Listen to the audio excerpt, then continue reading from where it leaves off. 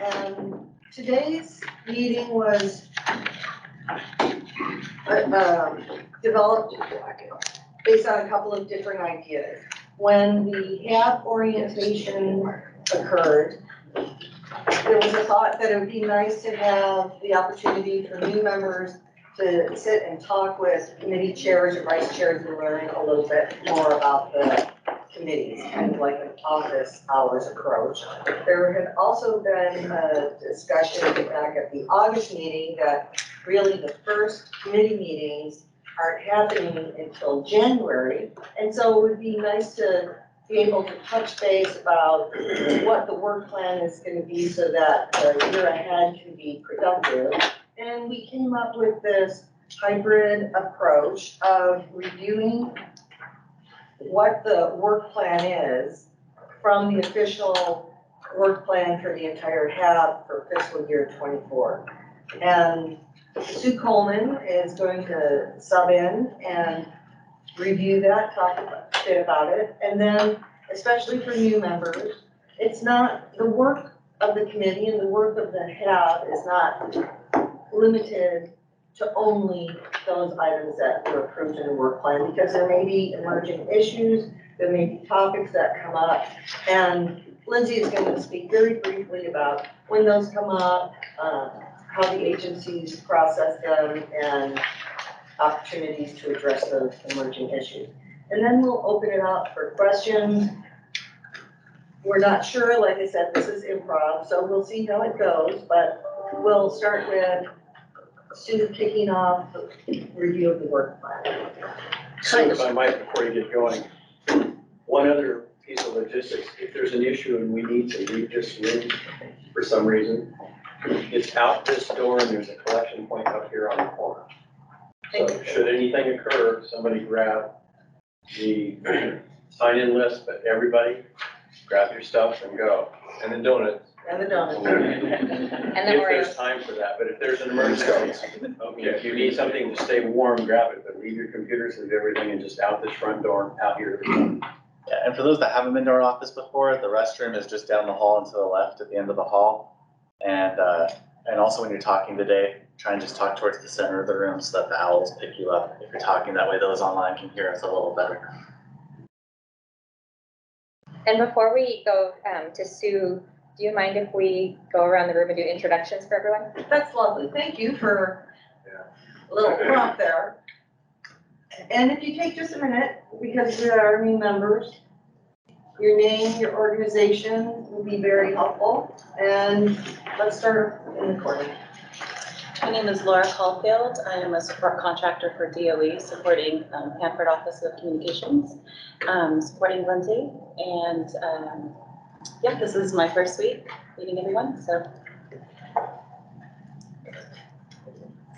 Again, I'm Lindsay Summers. I am with the Department of Energy, and you will see a lot of myself and Ryan and Jeff, and we are your agency liaison. Hi, I'm Tom Cecilio with the Oregon Department of Energy. I'm the chair of the Cleanup and Risk Mitigation Committee. Hi, I'm Larry Brandt. I'm an at-large member from Southwest Washington. Yesterday, I introduced myself as an on-call member. So. Oh. Chris Sutton, public at large. I live here in Richmond. I'm Matt Hendrickson. I'm also with the Oregon Department of Energy, brand new member. Bob Quirk, not quite yet member of the HAB. Hopefully I apply for that. And I'm a resident in Richmond, and I worked out outside of Hanford from 2005 to 2015. Steve Anderson, represent Franklin and Grant County. Tom Rogers, Washington State Department of Health. Mia Burke, I work for Hanford Challenge, and I'm vice chair of the HAB. Judge Patnod, supports Judy, our facilitator. You'll probably hear a lot from me. And Judy Talbot, we're part of the facilitation team and here to support the work that we have. I'm Dan McDonald with Ecology. I serve as the project manager for the waste treatment plant and assorted facilities, and HAB is one of my assignments. Rob Parmalee, represent the non-union management employees, vice chair for the Tangway Stewardship and Treatment Committee. Dan Strong, Benton Franklin Health District, Public Health. Susan Coleman, public at large, resident here in the Tri-Cities for 30-some years, And the chair. and the chair of the board. Yeah. Okay. Jeff Schramm, the Environmental Protection Agency, and I'm here local as well. Ryan Miller, I'm the communications manager for Ecology's nuclear waste program, and I'm the primary HAB liaison for ecology, and happy to meet those who are new and happy to work with those who I've worked with the last couple of years. And we are going to turn to those who are joining us online. Please be sure to unmute your microphones. Patrick? Patrick Conrad, External Affairs Manager for Hanford Mission Integration Solutions. Thank you. Brian? Brian Marino, Public at Large. I'm a small business owner, primarily working with K-12 districts, higher ed partners, and community-based organizations. Thanks so much. Dan?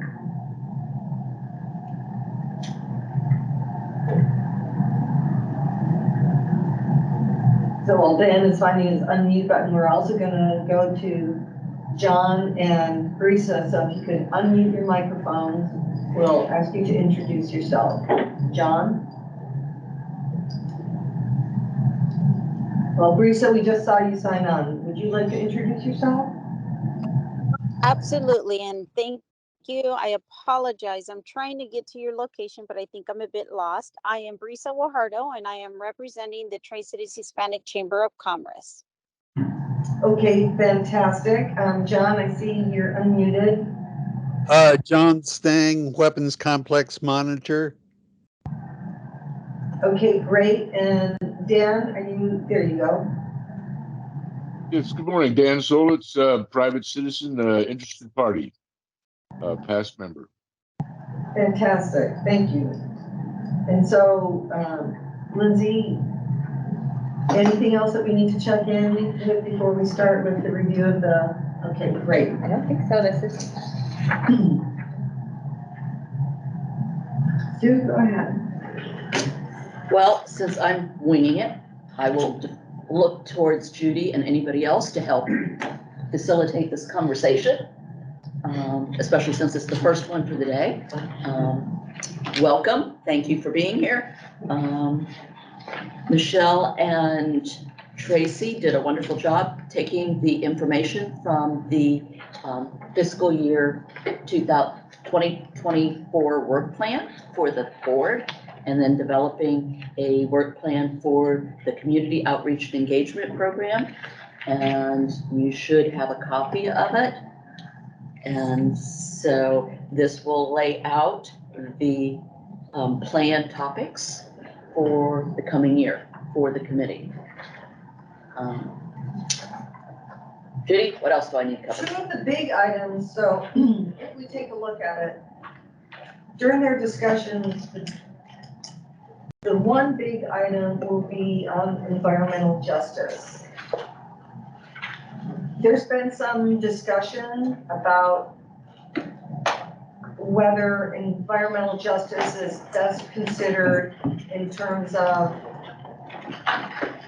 identifying the specific areas where communities may be impacted, especially disproportionately. So for example, at the project level or at the committee level, and then have that brought forward to the community outreach and engagement for discussion about how best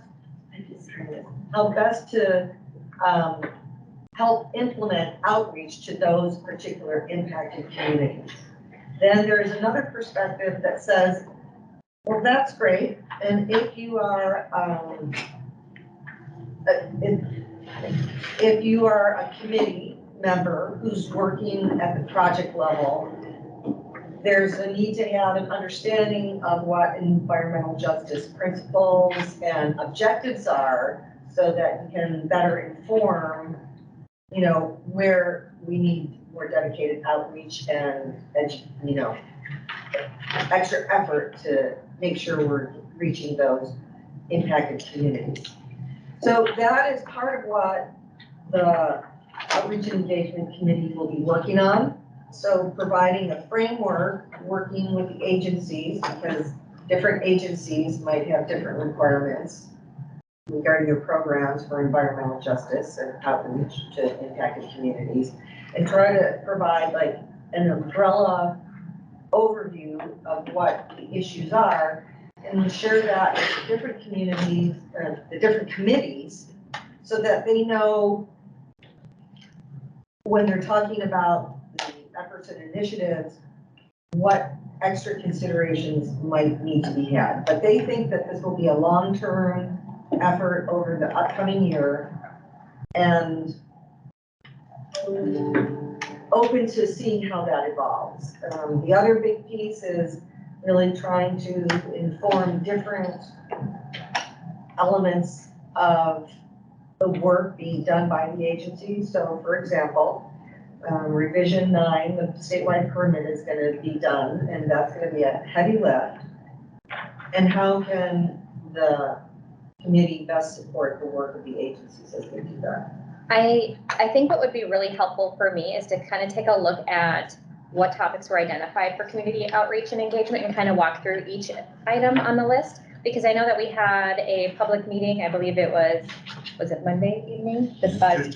Tuesday evening. And then we also have the Hanford Dialogue that will happen in December. And so one of the things that's listed on here is increasing HAB member and public participation. So I don't know if it would be beneficial for the other agencies, but I think it would be helpful for the department to have a conversation in January at the committee or at the COE meeting to discuss, I guess, to get feedback from those who attended on what they thought worked, what didn't work, and what we can improve on as we move forward. And that's item 4? Nope, that's item 1. Increasing HAB member and public participation. I'm actually just taking a look at the overarching work plan, and I don't know if the facilitation team brought copies of the work plan for folks. So, or did you just this? We're working on the one specific to the. So if you were looking at the landscape handout. So yes, that would be number 4 on this one. Right. All right.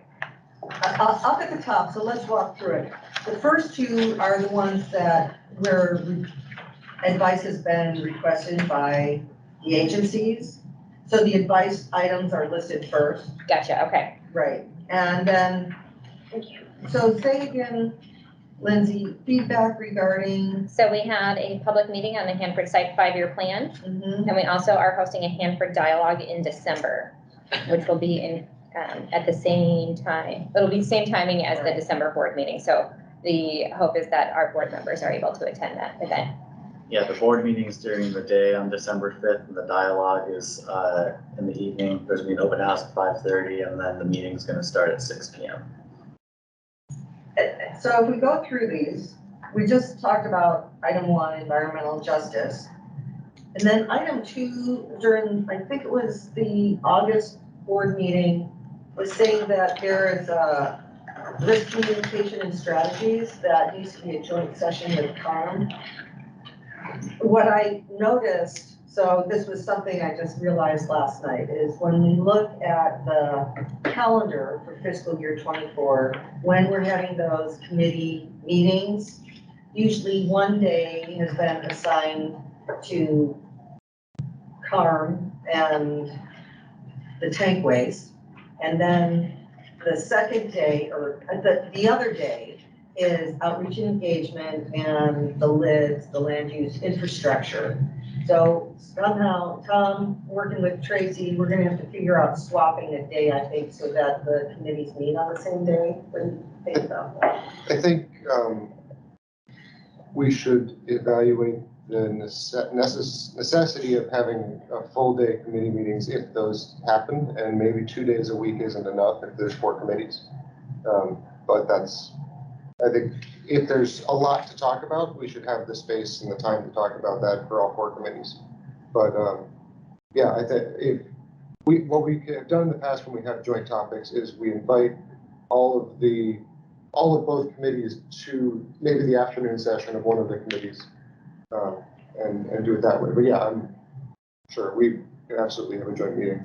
And I know, Tom, you had made the request of me to look into risk, right? That was one of the Yeah. requests that came over. And I believe that January wasn't identified as a great timeline, Right. but potentially a March meeting. Yeah. So, Judy, I would document potentially March combined with the current committee. And they took a first look at it and I think they were thinking perhaps, They have it Yeah. on June. Yeah, and it could be pushed to June. so either one, but that'll be great and provides plenty of time for sorting that out. And yes, whatever the content is, maybe some meetings would be shorter, maybe some meetings would be longer. The new member orientations, there was an issue manager team that came together, and thank you, Mia, for, who led the, was it Michelle? Oh, for the new member Yeah. orientation? Yeah. Okay, so, that'll follow up for next year. And I think this is another one of those opportunities where I think that I would be interested, or DOE would be interested in getting feedback on the new member orientation and how the group thought it went and what improvements we can make for next year. So if we could add this potentially to a January meeting topic, that would be great. And right now, on this worksheet, I'm putting these down in the notes section. That sounds good. And I don't know if you can share your screen with those who are online. They can see. We might the set updates. that up for the next, Okay. yes. So we're taking notes literally in the note box, and we'll send that out to make that available. So going back to the HAB member and public participation, perhaps getting feedback on the two events that have recently or will recently occur, to see what might be done with that.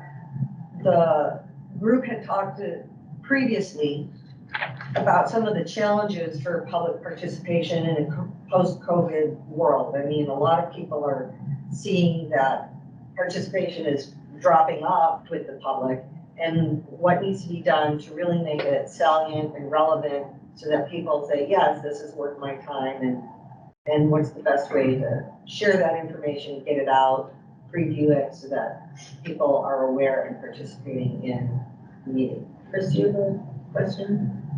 Or anything? No, you're good. I have a question on this next one, and I think this maybe was a typo that I just wasn't sure of.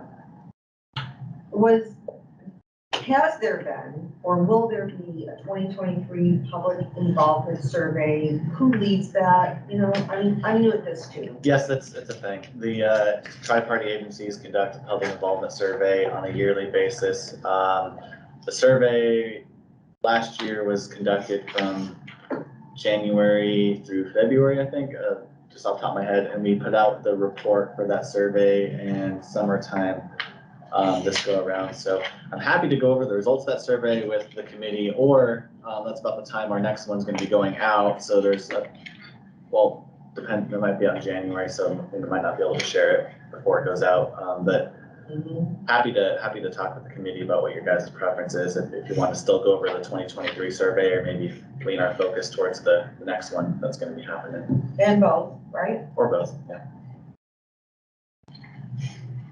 So a review and a preview. And then the milestone updates, we're thinking that that is a standing committee meeting item that we address and cover. So for milestone updates, I'm not well versed on this. Does someone want to explain to the new members like what that might cover? I'm assuming that, I'm speaking out of turn here, but I'm assuming that that would be an opportunity for the TPA agencies to come to the committee and let them know when the public comment periods are going to be. That's my understanding, is it's kind of an emerging topics thing, just to make sure that, you know, negotiations for various milestones are happening, or like you said, public comment periods are emerging, that's just a standing item that we'll try to keep the committees apprised of you know, those opportunities that come up. Is that right, Lindsay? That's how I understood it too. And then all of the committees, when you think about the work that needs to be done, so in developing the work plan or identifying additional issues that might come up, and we'll talk about that in just a minute, what are the framing questions to consider? So what should you be taking into account to like keep an eye out for, oh, we need to pay attention to this, maybe we need to bring it into the committee and develop it further. But Lindsay, could you just speak briefly about when people do see things, when members say, we're hearing a lot about this, or something new has come up, how does that new topic, what's the process for reviewing it and maybe bringing it in for further discussion? Sure. So just for, I guess, your education for new members, when, I guess in the June timeframe, typically the TPA agencies will meet with the leadership of the board, and what we call the leadership workshop. And that's where we kind of go through what we see would be a good outline for a work plan for FY24. If there are various topics that the group would like to have added, we have those conversations, and then we bring that work plan to the next board meeting. So in August, that work plan came to the full board in which it was adopted. So we have our work plan, which is what this document was based on. So it's our FY24 Hanford Advisory Board work plan. And so if there is a topic that is not on the list for a specific committee, you are able to request that topic be added. Now, with that being said, I won't have an answer typically for you immediately. So I ask for time to take that request back, just to talk to my SMEs to see if it is the correct timing, if it's something that we can talk to the board about, and if there's an opportunity for advice. And so that's essentially the process. And then at that point, I can get back to the group and say, yes, this is a topic that DOE can support. Brian and Jeff would do the same. Or no, this isn't something that we can support. It's not timely for this year. And I'm going to say, as an example of an emerging issue, 324 building. When it was discovered a few months ago, and the public was all involved, HAB members were concerned, it went from being as a request to the agencies, it went from being just kind of an add-in to the agency updates to a full-blown presentation at the full board meeting. And if we had gotten concerned enough to kind of drill down further, it could have gone into a committee meeting. So, but that, to me, that is an emerging issue. It's something that is, brilliant, that, it was an emerging issue. It was something that wasn't on the plan, but it did. So just to respond to that, so 324, it was my understanding that was on the FY23 work plan, and so that was a topic that was requested. I didn't remember that. By the River. Yeah, it was requested by the River and Plateau Committee as a briefing, and then there was a lot of energy from the board, lots of interest on that topic, and so that it was decided to bring that to the full board. And like you said, it went from being, included in an agency update to its own standalone briefing. So we wanted to ensure that we were providing proper information to the board in the right format. Now, when I think of an emerging topic, I think of something like the Purex tunnel collapse. That's something that I don't believe was on the work plan at the time, and it was very timely. Just a little slower. Sure. So I said, when I think of something like an emerging topic, I would think of something like the Purex tunnel collapse. So that's something that wasn't identified on the work plan at that time. However, was something that was very important that we come talk to the board about. So when that request came in, the answer was absolutely. Let's make sure that we're keeping folks informed. And just an acronym that you use, Lindsay, that I want to explain is SME is subject matter expert. So it's the person that knows about that specific topic and they come to give the presentation. Yes. And what's helpful for me when I am reaching out to my SMEs or my subject matter experts, sorry, Chris, I didn't mean to jump in, is to really have those questions, because there's certain folks who focus on specific things and other ones who focus on other things. And so if I'm bringing one person in and you ask them a question and it's not it's not the right person, that's not beneficial for them and it's not beneficial for you. So it's really important that I understand the intent on what it is that you're looking for, so I can help build those briefings to help support that policy level advice. Chris. The other avenue is to form an issue management team.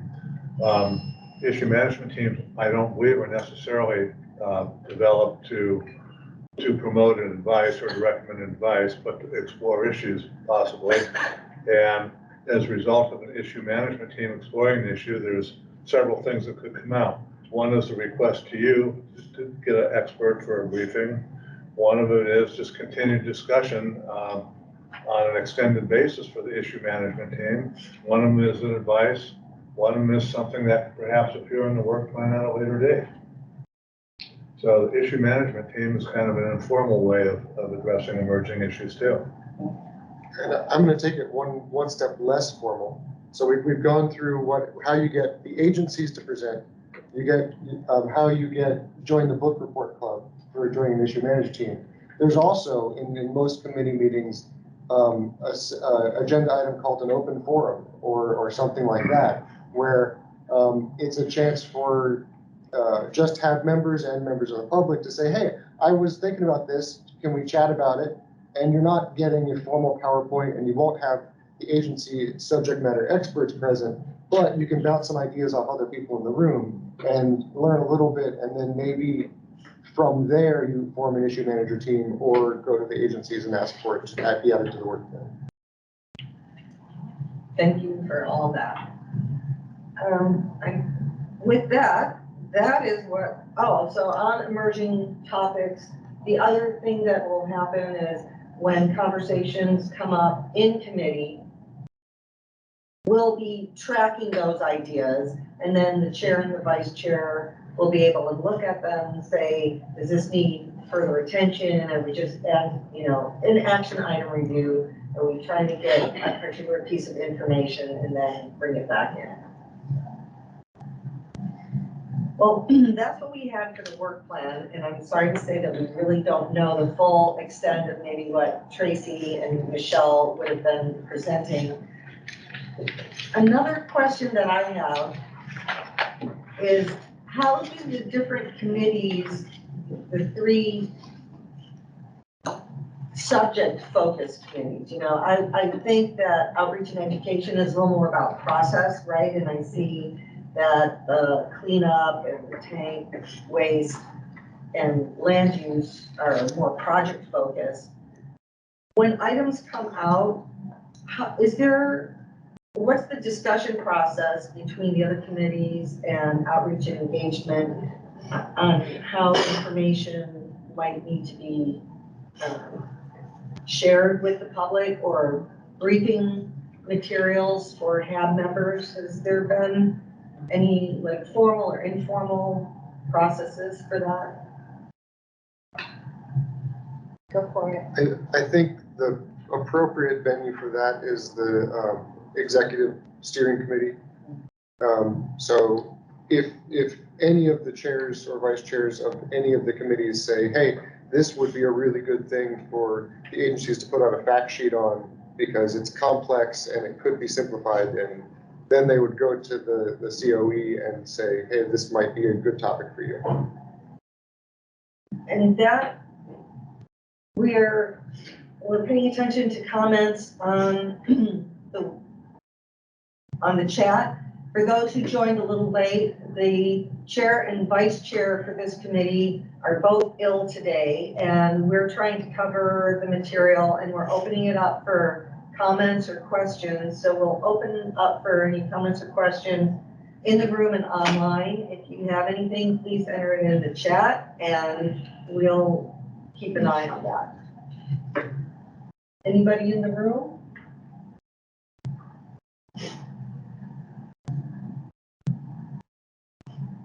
Anybody online? I will mention for those who don't know that in the outreach and engagement meetings that the agency teams are also present. So for example, help me with names. Dana and Dana. Dana and Dana, but what's the last names? Dana Gribble, Dana Dana. McFadden, and Roberto or Jeff. And me. Yeah, but And Laura. Dana And Marianne. McFadden, sorry. Dana McFadden is with ecology, correct? Yes. And Dana Gribble is She's HMIS. HMIS supporting DOE, correct? She supports public public engagement and outreach, yeah. And the TPA representatives are always part of those, these meetings for outreach and engagement and sharing the materials. So it's a great opportunity to hear firsthand from the agencies what they're thinking, what's on the horizon and moving forward. And that is actually all that I have. Sue or Leah, Lindsay, anything else to add in?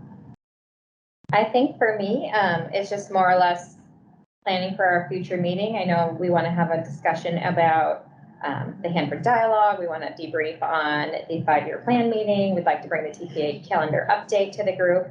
And so I think right now my action item would be to reach out to Tracy and Michelle as the leaders of this committee and see what else they would like to discuss as a committee. Yeah, get the agenda developed for the January meeting. Correct. And for those who are new, in terms of the HAB and the committees, it takes a substantial amount of time to get things ready for these meetings. Because if there's presentations, if there are the subject matter experts, there needs to be lead time coordination with schedules. So we're starting to plan now for the January committee meetings. And it may seem that it's a lot of lead time, but that's what's required to really create meaningful and productive meetings. So. 45 days to get topics or presentations approved through headquarters now? Or is it still that long? It takes up an extended period of time, yes. Yeah. We do our best to get those approvals through, but the sooner I know what it is that we're talking about, the sooner I can start tracking things down. So We don't have the same constraints as energy, but we still like to have some lead time to get meaningful things put together. And scheduling is important. If somebody's out or on assignment, personal time. So those are all the factors and considerations that go into it. And at that, we may just close and invite opportunities for carbohydrate loading at this end of the table.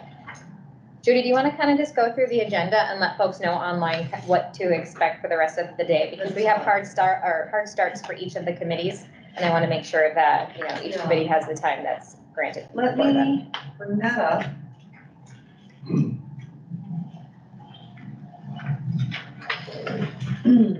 So for people on the line, there are no specific detailed agendas for each of these committee sessions. What there is one overarching agenda that identified all the start times for each committee session. So the start time is dedicated. If it ends early, then we don't start the next one early because we understand people will be expecting each committee to start at a certain time. So 8:10 is when we started here. We're gonna be taking a break and reconvening for committee session 2 on tank waste at 9:20. At 10:30, it'll be cleanup and risk mitigation. There will be a lunch break at 11:30, and then at 12:30, we have land use, infrastructure, waste disposition, and safety lids. So each committee session is allocated up to an hour. We may not take all of that time, but those are the dedicated start times for each session. All right. Thank you, Judy. So we have a lot of opportunities for hallway conversations. That's right. Get to know your neighbors and Social networking.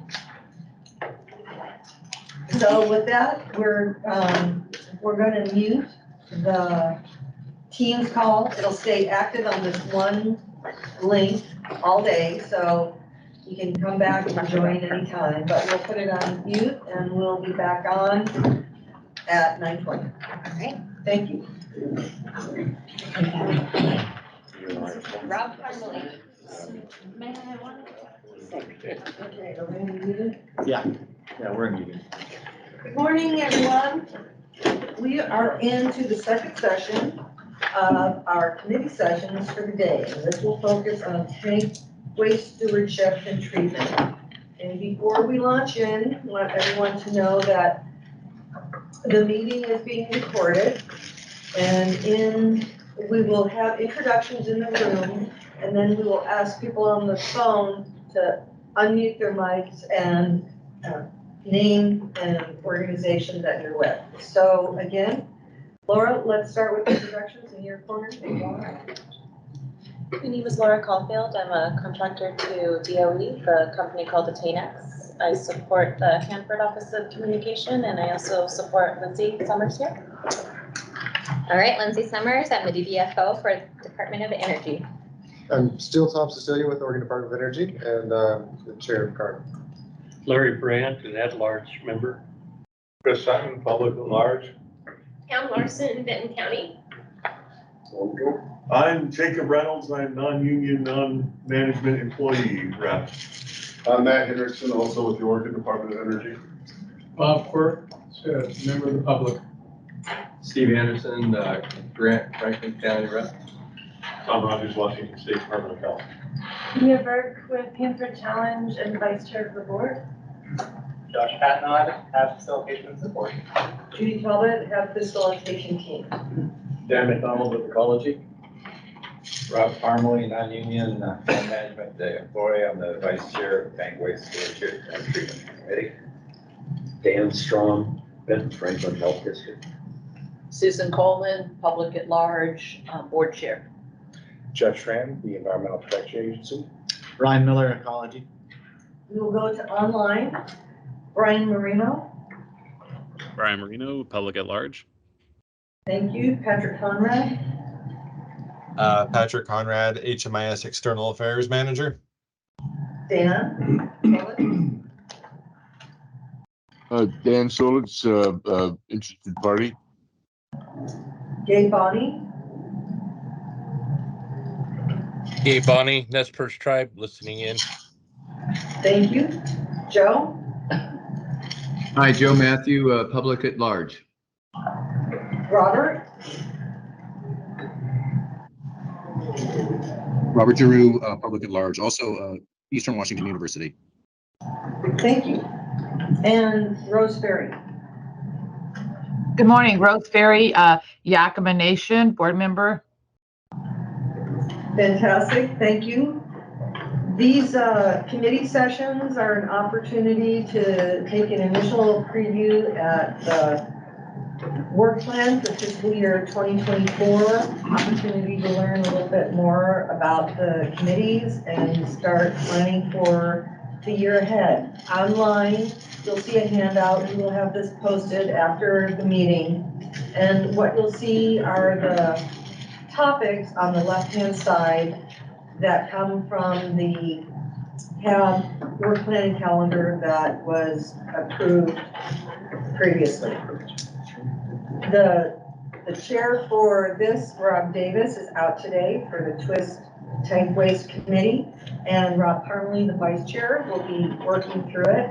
What you'll see after the work plan topic in the next column is what the topic type is. Is it advice? Is it information? Then in that policy issues, key points, details have been pulled from the presentation that Rob Davis gave at the September committee meeting. And today I'll be taking notes real time in the right-hand column. So with that, over to you, Rob. Okay, I do apologize for any brevity that I might need to include in my discussion. Rob had an issue come up, and he had an operation here on Monday or Tuesday. So I'm filling in for him. I guess first of all, the purpose of the Tank Waste Stewardship and Treatment Committee, really to evaluate policy level advice that should be recommended pertaining to processing, storage, and permitting tank waste, tank integrity, treatment strategies, and also related support facilities. So that kind of gives you a general idea of what the committee has to look at it as part of their responsibilities. In the topics here, I'm not sure if there's any particular order of priority. They're just listed as Rob put them into the handout there. The first one there, gratis low activity waste disposal. Big thing here is that we're believing we need some additional information on how grout can be used, the stability, can meet federal requirements for disposal. I did talk to Lindsay, and she's going to try to get us a presentation on additional information so that we have a better idea of how it can be used. Is it viable, and provide enough information because we have, as I said, we can make a reasonable, educated decision on any policy that we might want to suggest. And that's really what we're looking for there. The second item there, direct feed low activity waste. What we're looking here on is kind of a general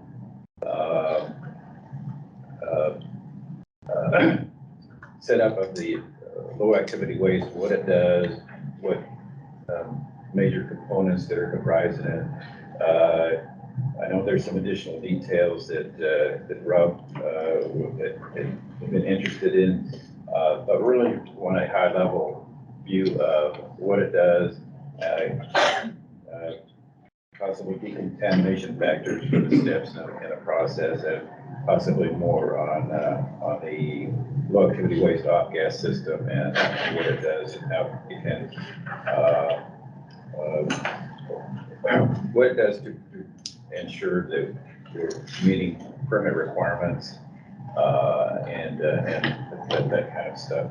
And talk to Lindsay, and she's also going to see if we can get a presentation on the DFLO process. May I ask a question, please? Sure.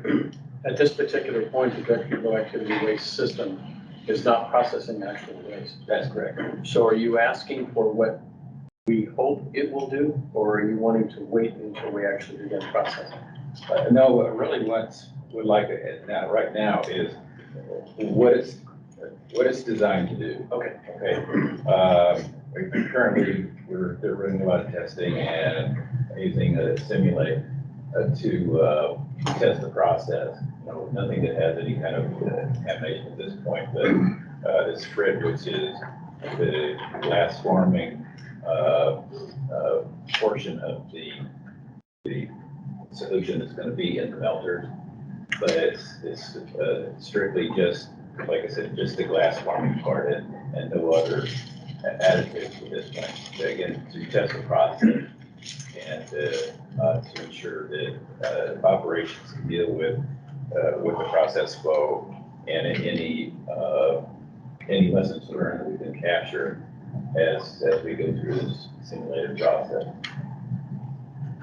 Lindsay, I would suggest another conversation on this particular topic. The reason I mention it, the subject that you have mentioned here is about that much of the whole process stream. All you're talking about is essentially getting something into a canister.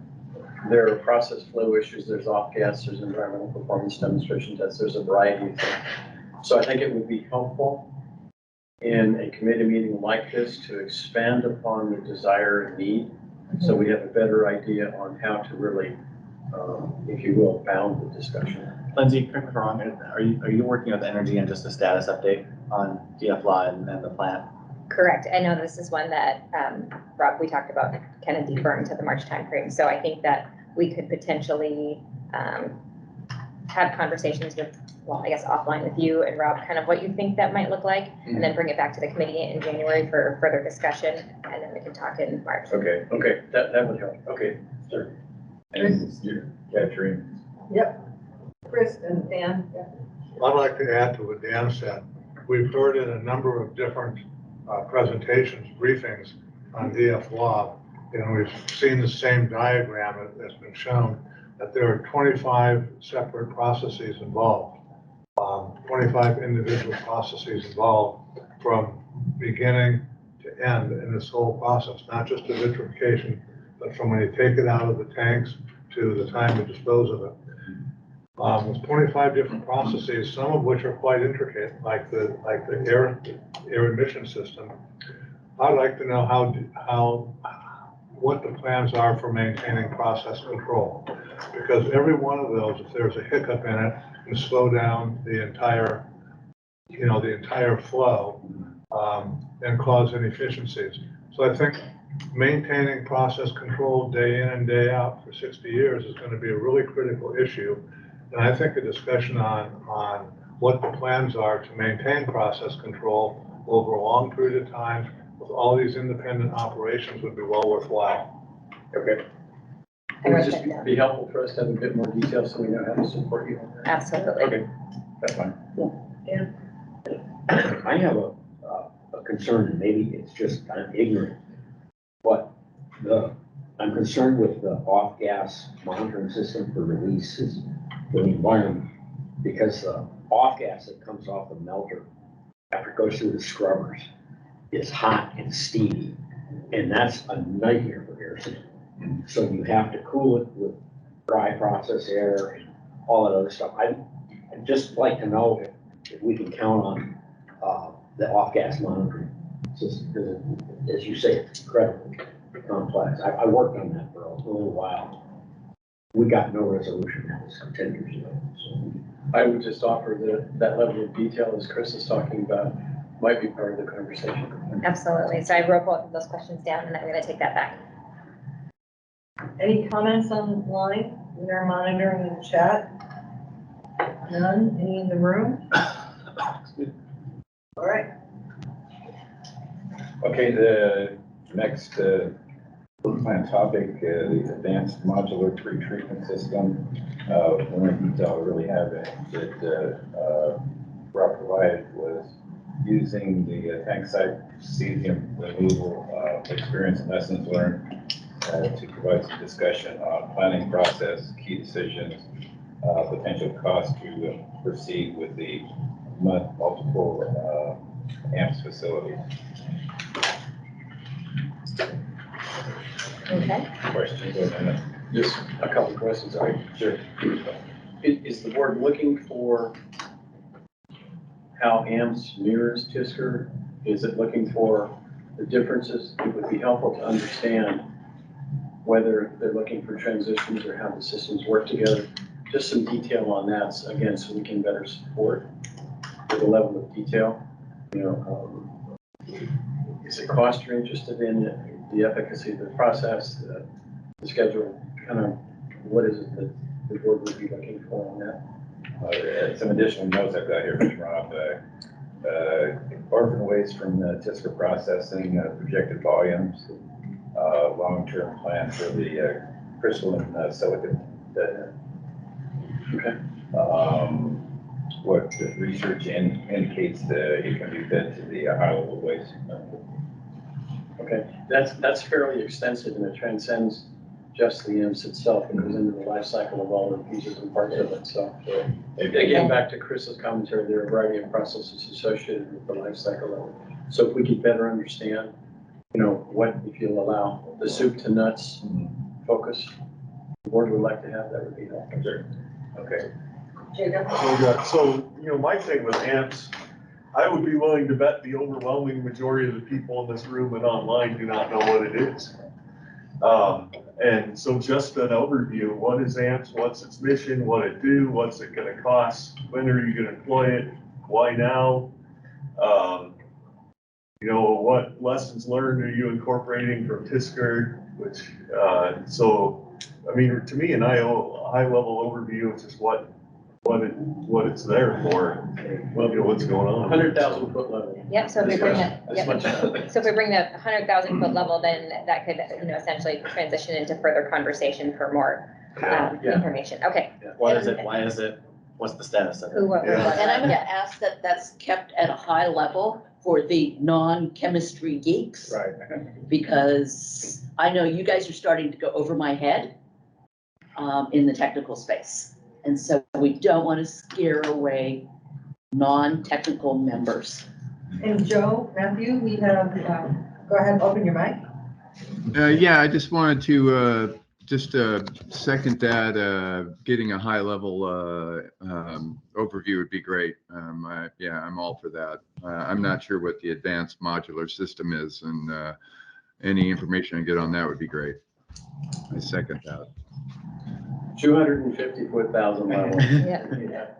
The YAMS is a TISCR on steroids. It's designed to process waste at a greater throughput rate than TISCR, but many of the concepts are the same. And so when a briefing does come to committee, it should be coming at a level that the public can understand. So again, I think this is, further conversation. I think after we have those briefings, did we hit the mark? Was it a little bit too technical? How can we do better? Again, it's such a high level, but what is the purpose of it? What will it do that TISCR doesn't? Yeah. And when will it do it? And how much does it cost? And all these things. So I'm hearing something, and if it's a little tangential, but I think we might have time to go into tangents.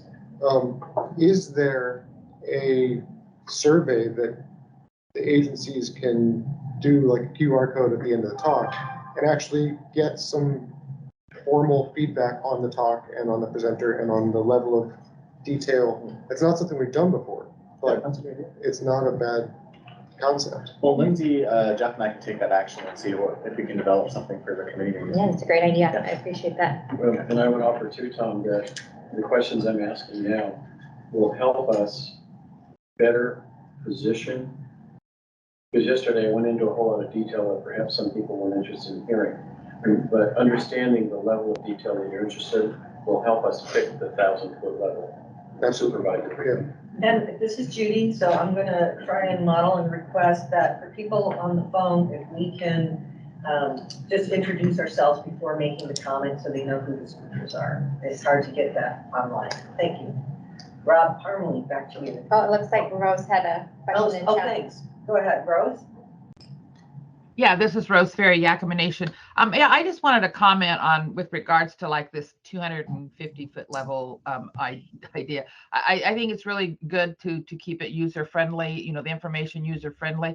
But at the same time, these are very complicated issues, and so some complexity is just inherent in the topic itself. So I might note that if we could maybe try and for those folks who do know a little bit more, if they could interject a little 101, so to speak, to try and get us at least on the same page to some extent, because I do feel that we do need to understand some of the technicalities, maybe not doing the deep dive. I get that, but there has to be some level of technicality, and for those who have that knowledge to be able to to try and get us to maybe understand some of that stuff on a broader level, I think would actually, help a lot in the overall conversation and the overall advice then that we're able to put out. Thank you. Thank you for your comment. Thanks, Rose. This is Rob again, and I do understand providing enough information so we can understand what policy advice we're going to make. When we're talking about policy is high level. So just kind of keep that in mind. What does it do? How does it accomplish it? Is it more expensive than something else? Things like that. And will it meet federal, any kind of federal EPA ecology requirements in that process, if applicable? To get into too much detail is going to overload a lot of us, and it may not necessarily important because we don't want to tell them how to do it. All we really want to know is this is the projected project, and what is the end result, and do we need additional policy advice to answer any questions as to what its purpose is. Again, keep an eye on that's what we want to do, providing the policy level, which is high level to begin with. This is Judy, and I'll just recap it. This is an ongoing conversation about striking the right balance to be able to develop policy information, how much of a technical understanding is required to be able to make informed recommendations, and also to help develop capacity for, moving forward and understanding as a whole. So understand those trade-offs and try and find the sweet spot. So first of all, This is, what is it? Dan, introduce yourself. Excuse me, Dan McDonald Ecology. What is it? What does it do? Why was it chosen? What do you expect out of using it? And how much does it cost? And how much is it? Yeah. Okay. Got it. Win, can you add win? Yep. Yeah. It's Jacob Reynolds. Why win? Not how? Oh, yeah. Actually, how about also any significant risks? This is Bob Horton. What are the significant risks in this project? Yes, I agree, totally agree with that. It's Jacob Reynolds. As long as we specify what kind of risk we're talking about. I mean, That's a later talk. Yeah, what do they think they're talking about? You're right, I mean, because they have lots of types of risks, and they can tell us about all of them, from project risk, the technical risk, the safety risk. Okay. And we have Got lots Joe of notes. on. Yeah, I would just, hi, this is Joe Matthew, Public at Large again. I would just add if there's a secondary waste stream that's like coming off of this, what's the plan for that, This is really great input and will really help frame my briefing. So this is great. So thank you. Okay, let's see where we. Next on the work plan topic is the system plan 10 discussion. We kind of talked a little bit about yesterday.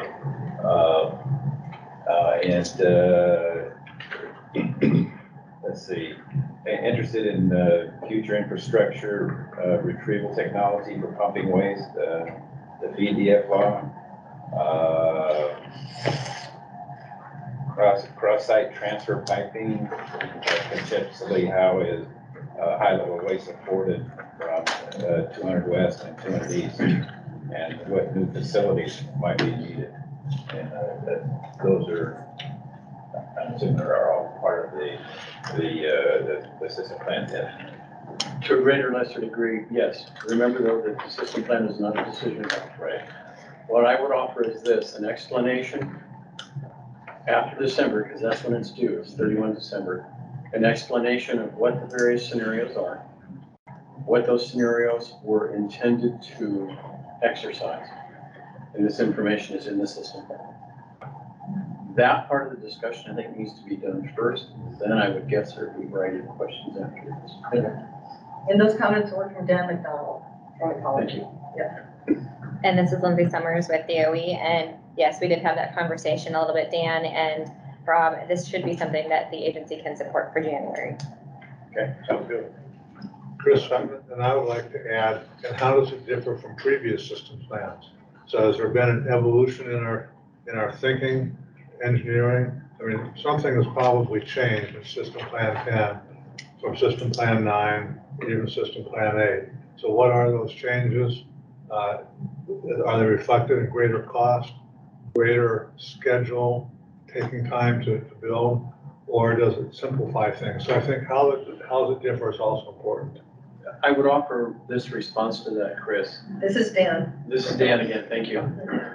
Judy's keeping me honest. Yeah, it's not part of our conversation. I understand. To respond to what you're asking is a discussion in and of itself, and it's comprehensive and would take probably a couple of hours. I've been on the system plan since about system plan 4 or 5. So I run the gamut of these. And each of the system plans is significantly different enough that they're not well aligned one to another in many cases. If you want that kind of a discussion, I would suggest that we talk about the history of system planning, separate from what is in system plan 10. I think it's important to have some kind of discussion like this because given the cost and the schedule, of implementing both the high-level WTP and DF law, which is extensive. I think it's something that the public would be interested in knowing. How much longer is it going to take now? Is this length of time embedded and reflected in a new system plan? Are we going to have a shorter length of time? But you're looking at such a large project that costs so much, that's taking so long, that I think that these kind of differences are something I'd like to know. Sure. And probably something that the public would like to know too, because we're paying for it. So the queue we have, Pam, Jacob, and Ryan, and Dan. Do you need to respond? Let me right just now? skip ahead real quick. I think there's some really good questions about what is requested for this briefing. I think some of this will need to go back with Lindsay and myself and Dan and the system plan expert for DOE, which I'm sorry, I forgot. Jim Lynch. Yeah, Lynch. I think we should have a conversation about, what are we able to support in January?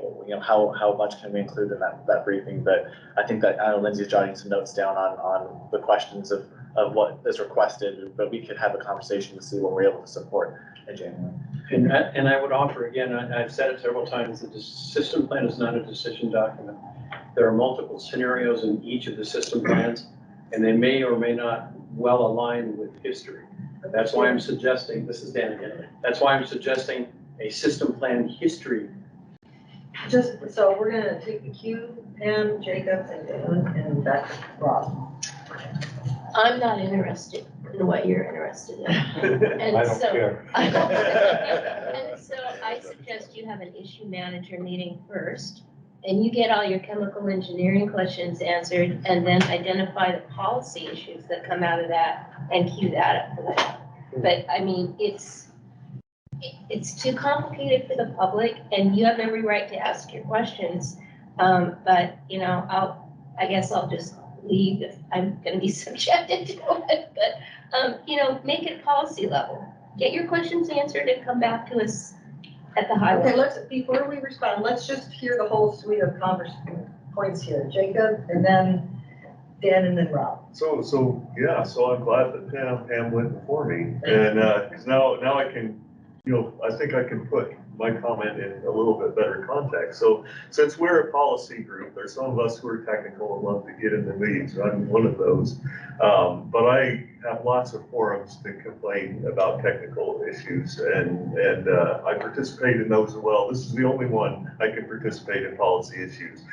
But my observations, being on this committee for 5 years, the System Plan 10 discussions, most of the policy advice that this group can generate is really going to come off of things we learned from System Plan 10. You take the advanced module pretreatment system, that we will learn great information about that, but it's very unlikely that out of that we're going to suddenly generate policy advice on that. Whereas the system planning process is, what is the big picture mission for treating tank waste? And this is where they do evaluations for that. And there's more policy that comes out, opportunities to come out of that, and for us to actually influence policy years ahead of time when DOE can respond.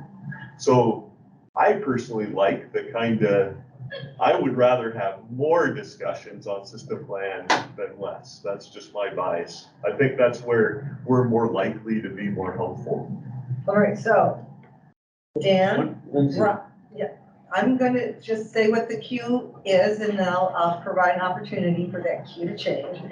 Dan, Rob, Chris, and Lindsay. Lindsay, do you need to go right now? Yes, if you don't mind. So Jim Lynch is actually a former DDFO for the Hanford Advisory Board, and so he is well versed in conversations at this level. And I think it would be important for me to take all of these comments to Jim and say, how do you recommend we frame this conversation as, before we come back before the Tank Waste Committee, Tank Waste Stewardship and Treatment Committee, I apologize, and get those ideas from Jim and kind of touch base with Rob and see, do you think we're going to hit the mark? What do you think? Talk to ecology, talk to those folks who can help me, I guess, frame it and then bring it, and then we can continue that conversation afterwards. Because I would see this not just as one briefing, but as several conversations is what I'm thinking. And All right, I'm gonna hold this until we're gonna put people in the queue, Dan, and then Rob, and then Chris, and then Dan. I think we could get a head start on this if we had 1 or 2 web links for each of these topics. Because all of this stuff, what does it do, how does it work, what's this, that's all out there in some presentation from DOE or some document somewhere. So if somebody could assemble web links, maybe with one of the Robs for these various technologies, that would give us a leg up before we get to more This is detail. Judy, and it sounds like don't reinvent the wheel, right? Yeah. Okay, Rob. Okay, this is Rob Carmel again, and I really appreciate Pam's comment, because for many of us that are just started within the last couple of years, I have no clue what 9 through 1 is, I'm not sure I really care per se what they are. I'm more interested in what are we, what initiatives are existing now, and how is that going to, affect the process, timeline, and things like that. Again, trying to keep it at a high level so that we can ask more questions if we need to provide any kind of, policy advice that, if it's appropriate, in this particular, subject. So that's it. Chris Sutton is next. Yeah.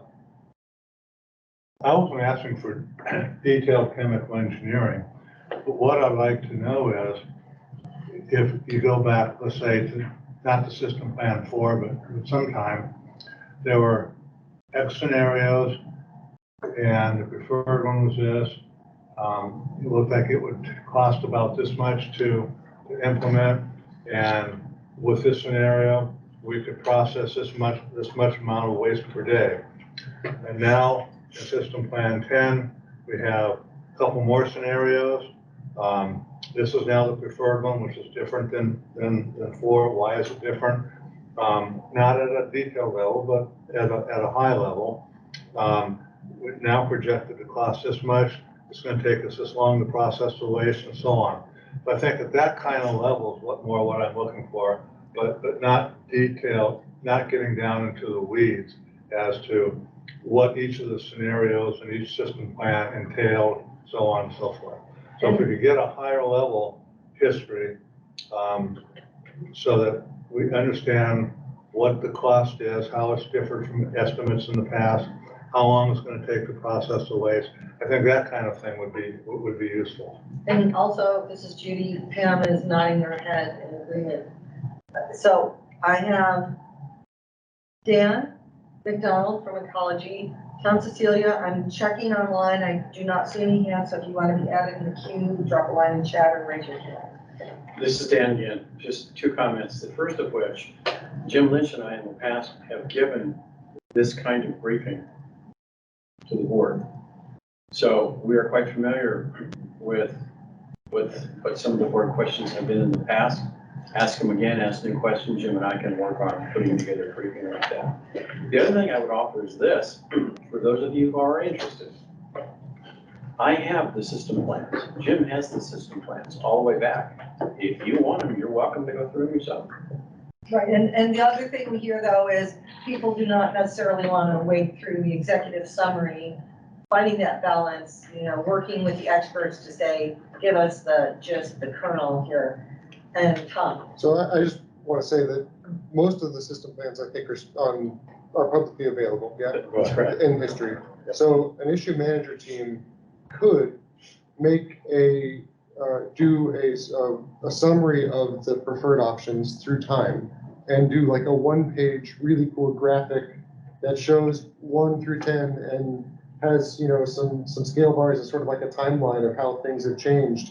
And that could be a really interesting tool to talk about in like an open forum session where you can present to Tank Waste and say, hey, this is how we got here.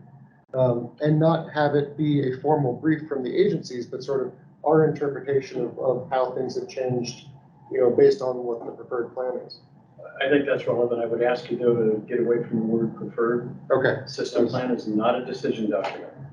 It is one of many contributors to decisions, but in and of itself, it is not a decision document. As a matter of fact, in tri-party agreement space, what's in the system plan each time around is actually subject to negotiation. It is not a decision. So a lot of great ideas here, a variety of perspectives that I think will go into forming the sweet spot for a presentation. There will be some offline discussions, working with the chair and the vice chair, Tom. Question for just logistics. This is a committee meeting-ish. Is it possible to found an issue manager team right now on this topic? Chris seems like he wouldn't mind being the issue manager team lead. I would. You would or you wouldn't? You started this. I think voluntold is the term. Rob, what's your thoughts on that? Let me talk with Chris afterwards and see Didn't mean to put you on the spot. if what would be amenable and if he's willing to accept the. I retract all my comments. Too late, it's on record. Well, and with Ryan's permission, I can remain available to assist, to help you kind of get to the point where you know what balance you'd like to strike on this. All right, thank you so much. And I do not see online comments. So Rob, do you want to, is it nice, is it integrity? Yes. Okay. Next, the work topic plan, tank integrity, retrievals, and closures, including waste and incidental reprocessing. Let's see, there's some things that Robin put down here. Report on recent tank integrity testing and long-term life projections. I already talked with Lindsay about having some kind of a presentation on tank integrity in general. And some of that might be included, those kind of, at least higher level details as part of that discussion. So I'll be working with the subject matter experts and providing what it was that, or I should say, what is on this form over to them to see what we can support. Okay. That's really all I have for that. And that topic should be able to be supported at the January meeting. Okay, sounds good. And also from the notes from last time, the idea of maybe a scorecard that was raised by Rob, that's part of the mix also. Okay. Okay, next item, low activity offsite disposal. He's put on here that I think there's another committee that handles the disposal part. So I'm not necessarily sure if Well, why don't you just share his thoughts and.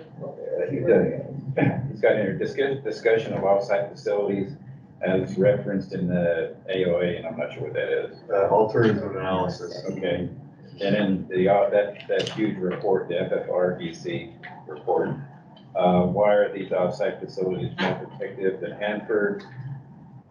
Describe how solid immobilized waste would be transported to the offsite facilities and how liquid waste would be transported.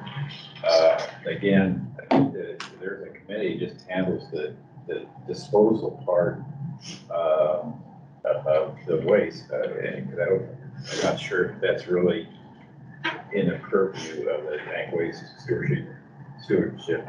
Let's just pause for a moment there, Pam and Tom, and we'll circle back. Okay. I'm not aware of another committee that deals with tank waste, but what I think,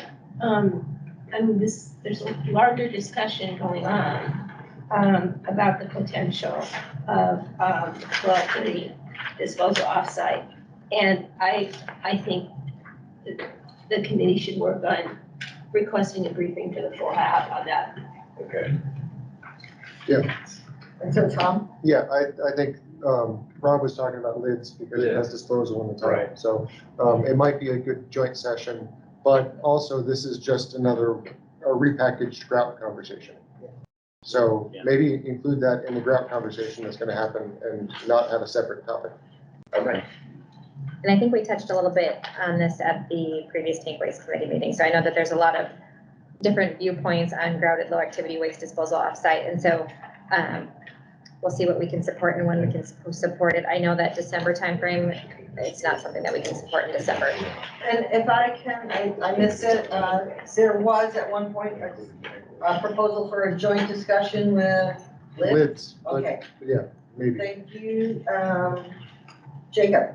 Yeah, so the specific words that Rob put in, that the other Rob read to us, I believe he put there because he's responding to questions people had coming out of the many previous presentations we've had on grout. Here are hard spots that they heard, you know, and so that's just something to think about, Lindsay, when, I don't know, I'm saying that I think you need to address all those issues, but that's just something to have in your back pocket. I appreciate that. Thank you, Jacob. Yeah, to me, this is kind of the parent That's, to this is grout. Sue Yeah. Coleman. Other comments? So Rob, did you have other comments from Mr. Davis? No, that's all he had in here. And like I said, it seems like something working with the LIDS committee would be more appropriate. I mean, what do you think, Tom? It's not my committee, but that seems like disposal is, it is a nexus between waste and disposal, so, yeah. Cross-cutting topic could, yeah. Yeah. And also, from the earlier conversation about web links, there's just a generic comment about references and suggestions for background reading would be helpful and making those resources available. All right, any other comments online, chat, or raise your hand? And I would invite new members to take a look at Hanford.gov and go back at the previous committee meetings because all of the briefings that have been brought to the committees are posted there. That's good. And the recordings are on Hanford site's YouTube. Yes. Right, you know, so this is Judy and I'm just thinking out loud. There, as someone who's looked at that website, there's a lot to sift through and I know sometimes for my own ease, it's like preparing a little index. So, you know, instead of sifting through, we're at a different presentation. And the nice thing about the YouTube. So this is Celia. Yes. You can see me on the owl, it's me. The nice thing about the YouTube is you can watch it in double speed and we all sound a little funny, but you still can process the important stuff. Great. Let's say, Rob, is testbed initiative next? I'm just checking in on that. Yeah, that's the next item on the work plan here. The questions that came up is how does the test bed initiative align again with that FFRDC report? Another grout conversation. Well, key me up for something too when you're done. Okay. What will it demonstrate? How does it integrate with the study on that SLOF waste? Ryan? This is Ryan. I just noted on here that it says the phase 2 for public comment November. The research development demonstration permit application comment period is being bumped out of fall time to early next year. So just so that's not going to be fall time. Okay, so that's a note in the where I'm typing right now, the key focus questions, and I'm just going to say being pushed back. Would that be January? Probably after January. Yeah, spring. Okay, sometime next year. Okay, number 8, lessons from low activity waste facility for high level waste facility. Basic rundown of general categories and scope of the lessons learned. I think this was brought up before about how WTP is applying the lessons learned from DFLOG to the HLW facility. And I know there's a big initiative there at WTP to do that. I think he was looking for maybe some detail on how that's going to be accomplished. Again, not getting into what lessons learned. I think that's necessarily too important. but how is it going to apply to HLW to ensure that there's less issues with HLW construction than we had with the DF law? Yep, and the feedback I got from the project is that January is a little too soon to bring that conversation, but I can check again, early next year and see if they have a better time estimate when we can bring something to the group. And then this is Dan, just a real quick one. It would be helpful if the board could help us understand whether what they're looking for is technical, programmatic, cost basis, permitting. What is it that you'd like to know? Because there is a suite of lessons learned, and many of them are different subjects, and some play together and some don't. And that's a good point, because the board may be interested on some and not others, like things like they might be interested in the cost, but a lot of it's going to deal with, especially as WTP, DF law goes into cold commissioning and hot commissioning, a lot of issues there that can be applied to that phase. And even during construction, the issues that we had during the construction of DF law, and these are the type of, general type of issues that can be applied to the HLW now when that final contract is over. So this is Jacob Reynolds. So this whole topic I see as a closet policy advice without us having to get policy advice approval from the entire chair. I don't, technical, programmatic, whatever advice, I just want to make sure that DOE uses the lessons learned. And I'd like them to, from loft facility to high level waste. I'd also like them to use the lessons learned from earlier versions of the high level waste facility. And I'm concerned that's not happening. So, to me, just asking Department of Energy to tell us generically what lessons learned, well, are you transferable? If you're transferring, I believe you'll find that then you have some important people thinking about that, where we currently have no assurance that they are. They probably are already thinking about that, but we have no assurance of that.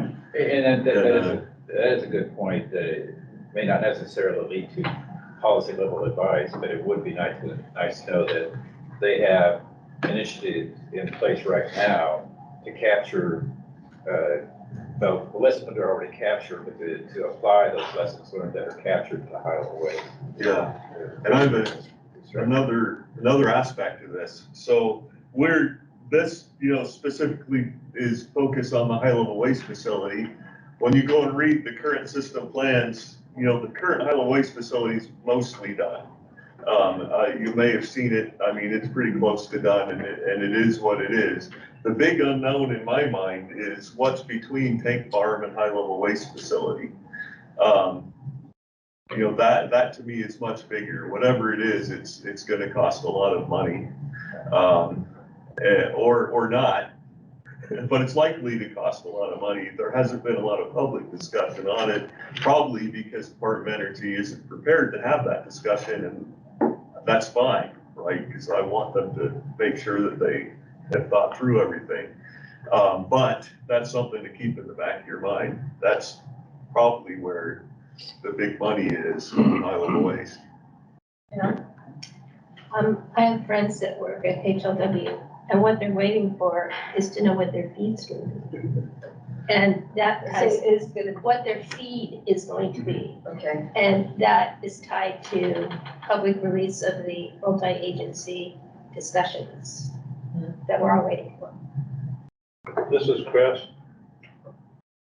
This number 8, lessons from low level waste to high level waste, is also something that you might want to have in the future. Once you start operations in low level waste and you've been operating for a while, there's bound to be all kinds of things that come out that weren't anticipated. And those are the things, lessons I think that would be especially important to learn for the high level waste treatment. What are the operating hiccups and so on and so forth that you can now avoid when you start routine operations with your high level waste. And Chris, I will say that there is a group there at BECO that is concentrating on going through all of the lessons learned that we've captured, not only during the construction, but during operations now as we get closer to COVID and commissioning.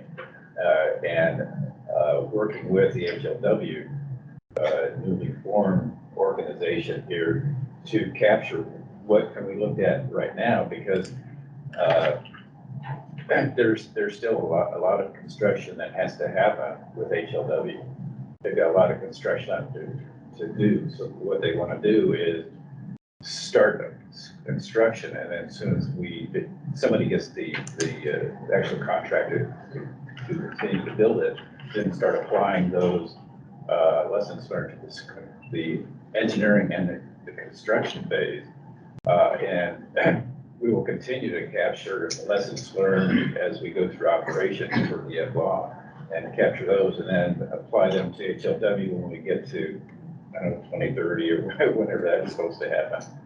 Well, maybe a briefing from that group would be apropos of that. So the last time Matt Irwin was here, he committed to coming back and providing information on lessons learned. So I think that at this point, it would be my action to talk to Matt, see what he can bring when, and then have this be, again, a continued conversation, because it doesn't sound like this is just a one-time lessons learned. They're going to be learning as they go. So I think, like I said, it'll be more than one conversation. This is Judy, and a discussion about what's the internalized institutional process for making sure that, how are they gathering those, identifying them, and applying them? How they're identifying the lessons learned, correct, It's just yep. more general information so that we can see how things are being applied at HLW. And again, not necessarily to provide policy level discussions at that point, because I know they're doing it. Right. It's just, it would be great for us to learn how they're doing it and what's that going to accomplish in the end. Yep, and this is the topic that was identified for, Right. informational only, not to say that advice can't be provided, but there is no expectation from Department of Energy that advice is provided on every single topic that we bring forward to the committee. And I am mindful of time, and so we're coming towards the conclusion, but on surface barriers, just as a reminder, there was a presentation on this at the last September committee. And in my notes, does this come off the twist work plan, or does it stay on as, again, a recurring item? So Rob, what were the notes on? He really didn't have much on it. It's just a topic that was brought up, and whether we need more discussion on what was given in the past, if there's interest there. Maybe Rob has more in his head, than he's got on paper. So Becky Blackwell doesn't have a whole lot to share like in the January timeframe, but we definitely want to keep this on the work plan to bring any type of updates that come forward to share with the Tanks Committee. Maybe initially for the new folks and the people that have not been here very long, what does that mean? What does surface barriers mean in the Hanford world? And I think Becky had a really great briefing in September. And if they want to take a look at the YouTube recording of that meeting, I think that would be beneficial as far as interim surface barriers. And so, just going back to the Community Outreach and Engagement Committee, one of the things that when they looked at the action items was what are the materials, resource, and references that could be packaged together to really help organize information for HAB members, especially new members, for the public. And so that's something that is, I think, being considered in different ways in different committees. Okay. Who's doing that? So this is, because I'm looking at this is near and dear to my heart, but working with Tracy and Michelle. Okay. We were talking about this last week, and we just haven't, both of them were out today. Okay, all right. Yeah. But I think that's a great idea, and as long as we've got somebody who's actually going to work towards getting that accomplished, that'd be great. All right. And I think I've done. I'm gonna do a last one. Yeah. Another call, I want to check online. So again, chat or raise your hand. Mia? So something that wasn't on the work plan that I think I brought up at the last tank waste committee meeting was, the tank vapors and the new con, and kind of getting, and Ryan, you can help on like timing for that and when it's a good time to bring, but, it's not here, so I just want to make sure it's not lost. And it's something that could be done with the LIDS committee because it's worker health and safety. Yeah, and that's actually, I think we just had a short conversation about it recently, so it's on our radar, and I think we'll consider it an emerging topic, but the current timeline I know of is similar to TBI, where it's, or test bed initiative, excuse me, that's gonna be like spring timeframe for that comment period. So it's on our radar, and we're not gonna forget about it. Okay, thank you. It definitely was not lost yet. We had to go back and forth. Yeah, thanks for the reminder though. And to be clear, what I pulled from in creating these lists was the approved work plan, so Yeah. some of those new ones were not, but tank vapors, and what was the other one? It's a new con system, NUCON, and don't ask me what that Fair stands enough. for. I have it for my notes. I don't even know if it's an acronym or if it's the name of the. Got it. All right, thanks for that. All right, other comments? Yep, I do have that. Other comments, suggestions? This has been a really robust discussion, a lot of, I've been filling up that notes column, so we'll be able to share that and work with Rob on developing the plan going forward. And I do really appreciate all of the feedback from all of the people here and also the ones online to help provide some guidance into things that we need to look at and to what level we need to look at it. So I really do appreciate that. Thank you. Oh, and if I could just step in, I just wanted to remind folks that there is a multitude of information available on hanfordvapors.com if you want to take a look at that information now. And it also includes in-depth reports on NUCON. Who runs that site, does anyone know? hanfordvapors.com. I think, if I'm not mistaken, this is beyond my time here, but if I'm not mistaken, and somebody else might know the answer to this, is that website and information was created as a result of the vapor settlement or something like a decade ago. I could be misspeaking though. And so if you take a look at the webpage, it includes in-depth reports on NUCON, including phase 1 and phase 2 testing reports. Fantastic, thank you. You are See, welcome. this resource list is growing by the minute. Thank you, Josh. So I just want to thank everyone for today's conversation. This is really helpful for me as we go back and frame briefings to bring to the committee. All right, so let's recognize the work done here today. Good job for everybody. And there's still a few carved donuts and trick or treat treasures on this side of the table. If anyone needs a little pick me up. For those online, do you want to remind them what time and what committee's meeting next? So we're going on a break in 1 minute and we'll be back at 10:30 for the cleanup and help me.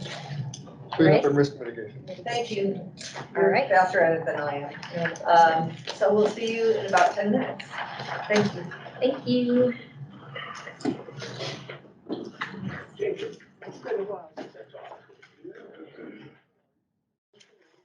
Take it outside. All right, everybody, welcome back. I'm going to jump in as the chair of the Cleanup and Risk Mitigation Committee. My vice chair for the committee is Larry Haler, who tends to be a large face on the wall, and I hope he's in the room. And maybe if he's here, he can unmute and say hi, but Josh's, Larry, okay. Larry's not online today, so I will follow up with him. But I'm doing things a little different for this session. And before we launch into it, can we quickly do, before you launch, let's go around the room and do introductions. Go ahead. Is there anyone new? Yeah, there are people on the phone that are new. Okay. So Laura, kick us off. We're going to do introductions around the room. I'm Laura Caulfield. I am a contractor for the Department of Energy. Lindsay Summers, Department of Energy. Tom Cecilia again, Chair of Cleanup and Risk Mitigation. Larry Brandt. I'm, what do you call? Public at large. Public at large. Thank you. Chris, I'm public at large.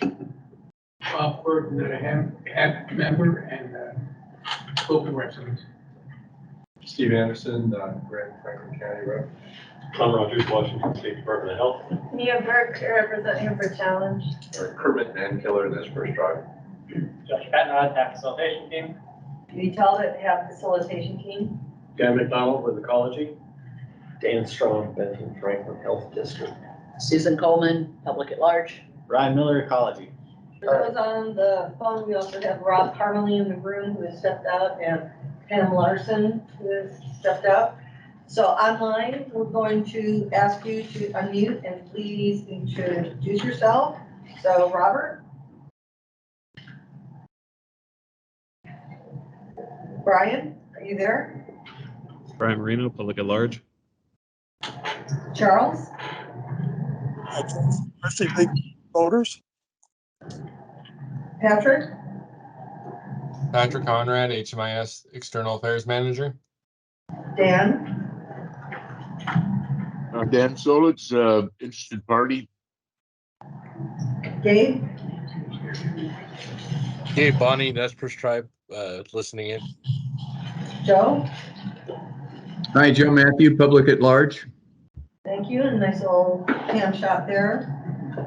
Let's see, I think Rose?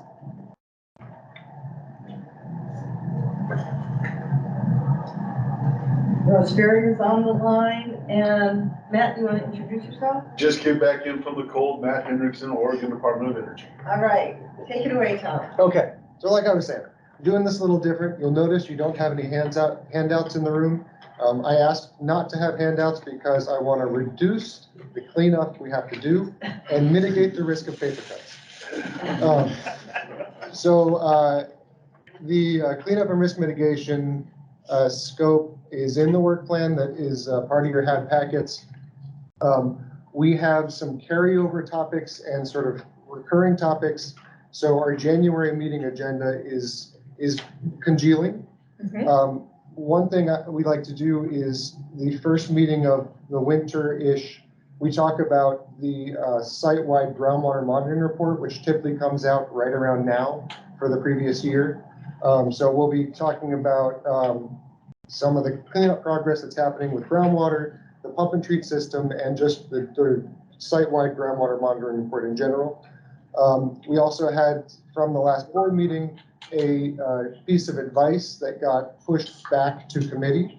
So as part of that, we'll be getting a briefing from DOE and the TPA agencies on transuranic waste and that whole process. And then maybe picking that advice back up with some discussion. We always like to have an open forum, which is about an hour or so, to have everyone stand on a soapbox and say what's important to them. And the cleanup actions are pretty, the things pop up and they get cleaned up and then new activities happen. So we are a little more nimble than some of the other committees. So what we do is at the end of our committee meeting, we set the agenda for the next meeting. So I didn't want to go through the full year where we might be moving some stuff around. We did note that March, we might be talking about risk with a joint meeting with COE, is that? Potentially, yes, and then also potentially 100K, 100 and update in March of 2024. Okay. So we've got some things to shoot for. 100K and 100N we saw in the work plan. They're trying to get the record of decision done in 2024. So we'll be spending some time there for sure. That's sort of where I wanted to start. I wanted to also preview something that, there was a request for links. One thing that I've been doing for the past year or so is coming up with sort of a curated list of the administrative record topics that I find interesting, the major documents. And I call that the RAP sheet, the river and plateau sheet. And I send that out as part of the meeting packet. So if there's any topics of interest, that might be a place to look if it's a big document.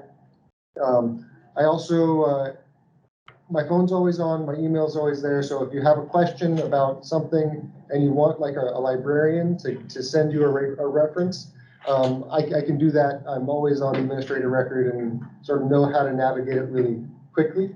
So if you're looking for a document and you can't find it, feel free to let me know.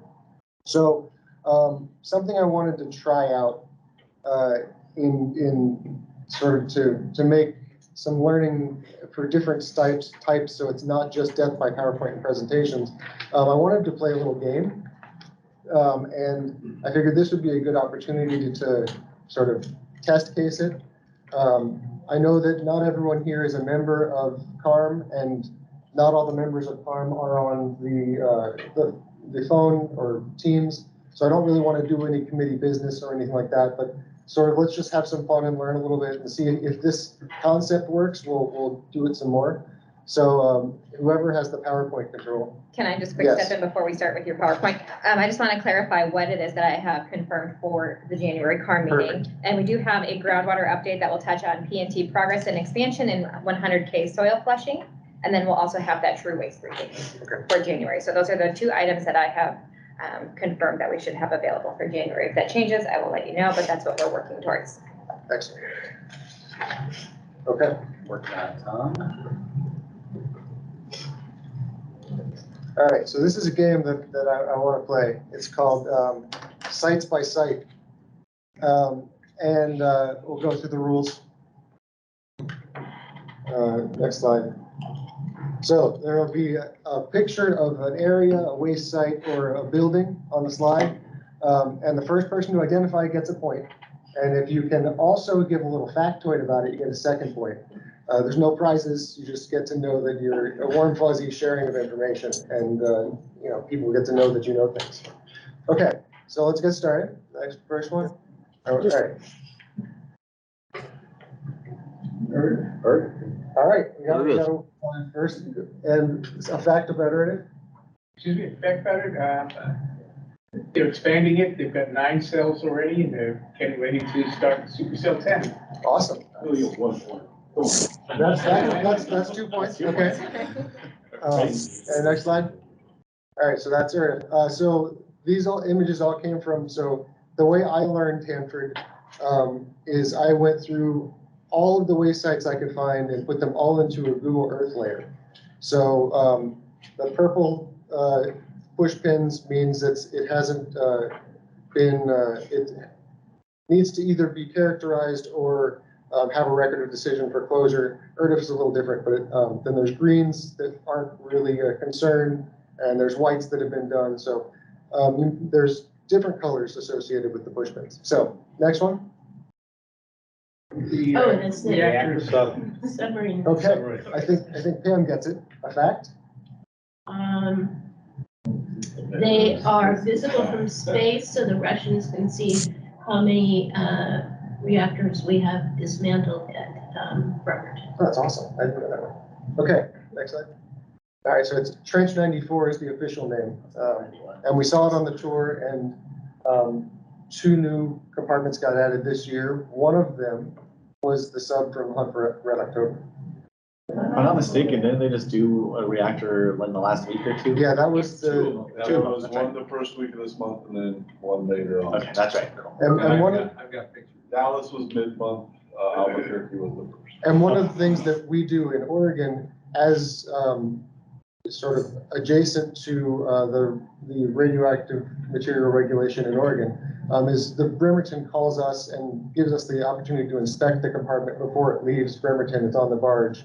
So Matt got to go and see the Albuquerque. Yeah, the Albuquerque. It was hard finding me a personal flotation device for the barge. Okay, next slide. All right, this one's hard. I always thought that when we first went in on the tour. It's not there anymore. Oh, I thought it was like. I was gonna say this. This is a trick question. All right. So I like to call this the rainbow spaghetti, where the 300 area uranium sequestration was a groundwater treatment where DOE and contractors injected a really hot polyphosphate solution to try to create mineralized uranium instead of having it mobile in groundwater. and they had 3 different zones, and someone found 3 different colors of piping or hoses, so they could easily color coordinate which zone they were injecting. I thought that was a really great idea, and you can see it on the Google Earth. It's just sort of cool. Did it work? We are going to be getting a briefing on that next year, perhaps. Maybe in FY '25, it wasn't It's on the FY list. '24. They're still assessing how effective it was.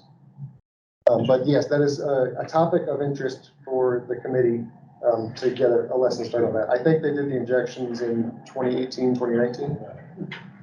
Okay. Yeah, requests have not been lost. Next slide. Okay, where are we? 300 area. Okay, I heard it, Steve. Yeah, 324. Okay, so fact about 324? It's a mess. Way hotter than it's ever recognized to be.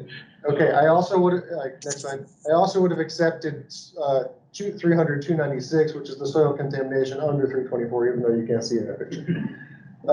So another topic that we've been tracking, and it's in sort of always on our minds. Next slide. The canyon, for sure. Okay. Sure. Wassa. Okay. Pam got it again. So this was, Wassa. I also would have accepted B plant. I threw this one because it's the most recognizable canyon just of a picture because you've got WESF attached. You can see the cask storage pad off to the left. That's where all the cesium and strontium capsules are going to go into dry storage. And let's go one more. So just a second, Nope. clarify, is Go it back. the one up on top or the one that's white, Back one. by the little green thing, the storage pad? Okay, I'm gonna talk while I do this, so hopefully the owl will zoom in on me so people online. So the storage pad is here. Oh, okay. Thank you. Okay. So this is the crazy Central Plateau slide. So next one. You can't pick just one waste site when you look at a picture of the Central Plateau. So I would have accepted any of these. And you'll notice a lot of those are purple. There isn't really a comprehensive characterization report for a lot of these waste sites because they're so close together. It's hard to drill and get in between the different pipes and stuff. So one thing that we're really looking for is action plans and remediation and characterization of the Central Plateau. And it's not easy. Okay, next slide. Okay, B plan? B reactor. B reactor. Yeah. All right. Score one for the facilitation team. Go, Josh. Okay, so National Park, National Historic Park, Manhattan Project, B reactor, the first full-scale sustained nuclear reactor in history. And the reason Hanford is here. So I thought it was an important one to finish with. This one, there's one more, but it's not I don't know that anyone's gonna get it. All right. The other fun fact for B reactor is it just closed to the public for the next couple of years for some renovations and work. The roof will look different next time this picture's taken. Okay, what's this one? The remains of the 6/18/10 burial ground. No. Good guess. Yeah. 327? It is not an accepted waste site. That's not. There's no contamination. Area 51. All right, let's go to the next slide. So it is officially known as 622, the UFO landing site. It was a target for target practice, and someone was doing a survey and says, "Whoa!" And so in official Hanford documents, it is the UFO landing site. It is not an accepted waste site. There's no contamination, but it shows up every time they list all the waste sites. So Area 51 guess gets the point. Yeah, so Area 51 is pretty close. Okay, so next slide. So that's the game, and I hope that it was informative and helpful for sort of getting a spatial context of all these things. I think it might be fun to have, some slides with the Google Earth pictures in front of the talk, to give context of what we're talking about, where we're talking about it, where on the site it is. So those of us who speak and learn differently can have that spatial representation to put in our brains. And the last slide that Ryan just left, there's a hidden message. Join CARM. It's a good time and it's important work. Are we officially signing up for the new committees these days? Or There's are a we sign-up list in the back. carrying forward? Okay. So with that, that ends the scheduled program for CARM, but I'm here to take any questions and have sort of an office hours if there's anything else. And feedback on the game would be good. Well, I appreciate you volunteering to be the librarian, because there have been times I've looked for things in so I can go to you, Tom. That's awesome. Yeah. I would have a question online from Joe. Okay. Joe, go ahead. I appreciate you being the librarian too, and I know there was a form that got sent out where we could share our contact info, and is that going to be forwarded on if I could get your contact info? Absolutely. My contact info is available, and feel free to share it. It's a public email address anyway, so yes. So Josh, that's coming from Josh, I think. Yeah, I'll forward that on there. And if I was in the Teams, I would put it in chat, but yeah. And no promises that I'll be able to find every document, and but I'll give it a try.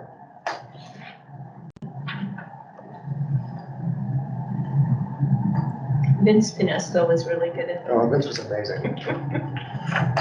So we've talked about this before, but what does risk mean? That is a greater conversation for a full board meeting. It would be interesting to do a sounding board for what risk is for each seat. Because one thing we have on the work plan with a co-topic with COE, is how risk is defined and presented, and what's the best way to discuss risk. And I've got an idea of what risk is. There's also perceived risk, which is important for folks with their livelihoods down the river. Because, yeah. Someone online? Join the conversation. Charles, I think that was you.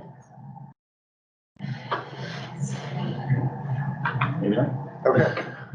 So risk is real. Management risk is real. Managing risk is real, but defining risk is hard. Something that's risk for me is certainly not something that's risk for someone else.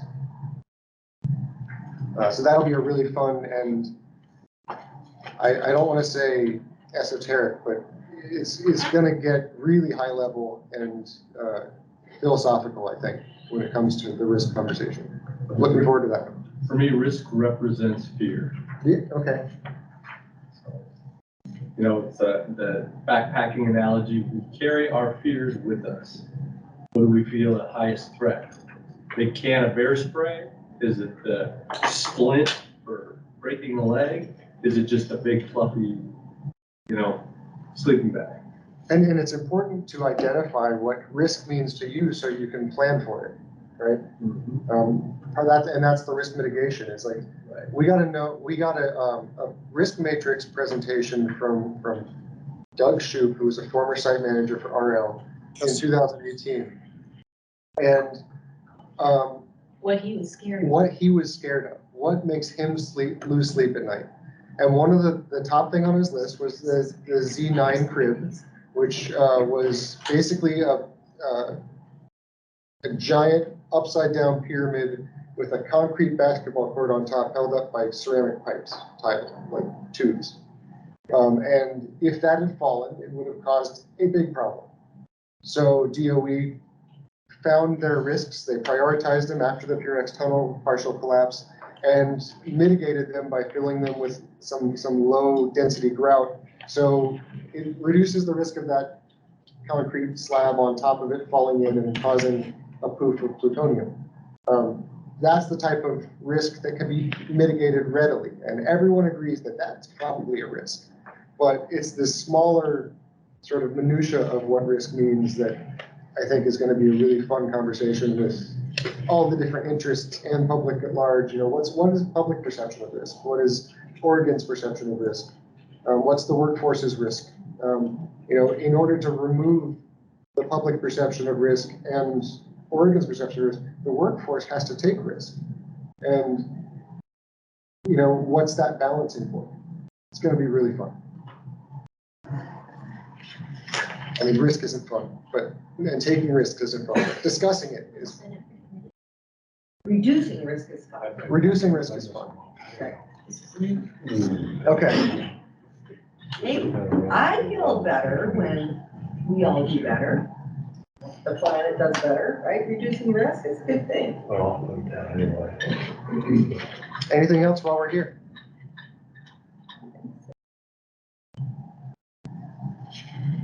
All right, so for next step, it sounds like there is already activity underway for preparing the January agenda. January 8th. January 8th. Location TBD. TBD, yes. Okay. And that there's also other items that won't be ready for January, but maybe in the coming session. So Yeah. That's being populated. And as you drink from the fire hose of Hanford information, if something pops into your head that you think is related to contamination or risk, you know, bring it to January, and we'll see if it's something that we can talk about, whether that's an open forum or whether Lindsay can support it with the DOE presentation, or one of the other TPA agencies can chat about it. Or if someone wants to do a book report on it. I mean, all these things are options, and the goal is to come to an understanding of what is important to the board so we can determine what we need to advise the TPA agencies on. All right, thank you. So for people online, we are going on lunch break. We will be back at 12:30 for the committee session on land use, infrastructure, waste disposition and safety, otherwise known as LIDS. There will be a work plan table for that session. And I believe Rebecca Holland will be here, and Richard Bloom, if he was traveling, and he may be here as well or joining us remotely. So we'll be back in the room, starting the final session at 12:30. That's good. And there's a note for people online, if you are interested in joining any of the committees, please use the chat or send an email to Josh at hab@estlin.net. Thanks, and we'll see you all then.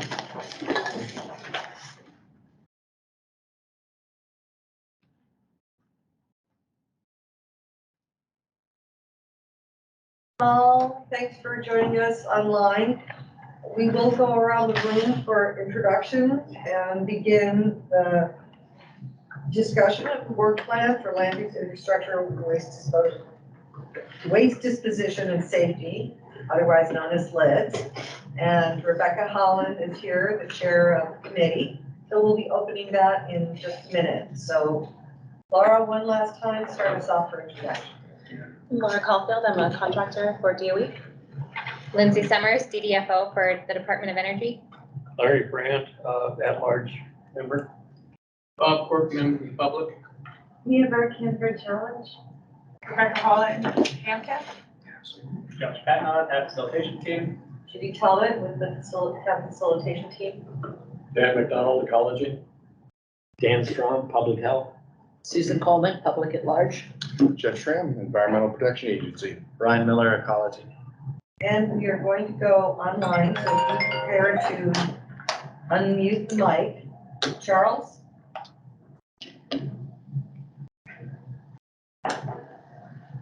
I think Dan, looks like you're ready to go. Yes, Dan Solitz, public interest. Okay, Dan, thanks so much. Patrick?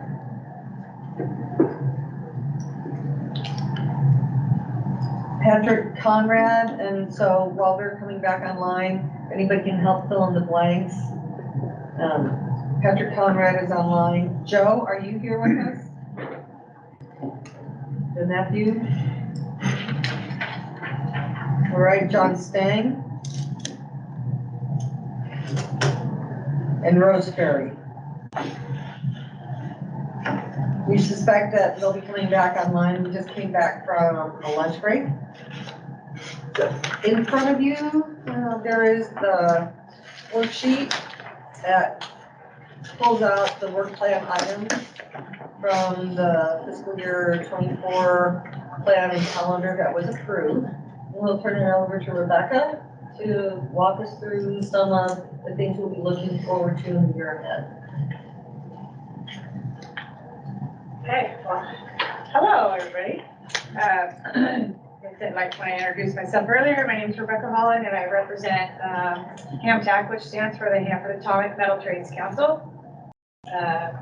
We have approximately nearly 3,000 metal trades workers on site that HAMTAC represents. So yeah, going through this work plan, I see the first thing on here, topic number 1 is transuranic waste. And it says policy issues, key focus questions, committee briefing. This advice was requested by the TPA agencies.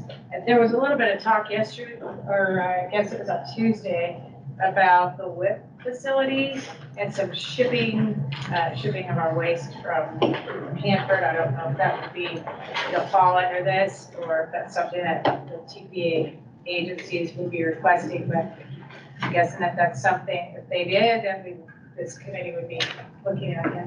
Yeah, so I had shared earlier in the CARM committee, we should have a briefing for January on the True Waste. Kelly Ebert is committed to coming to talk to the committee.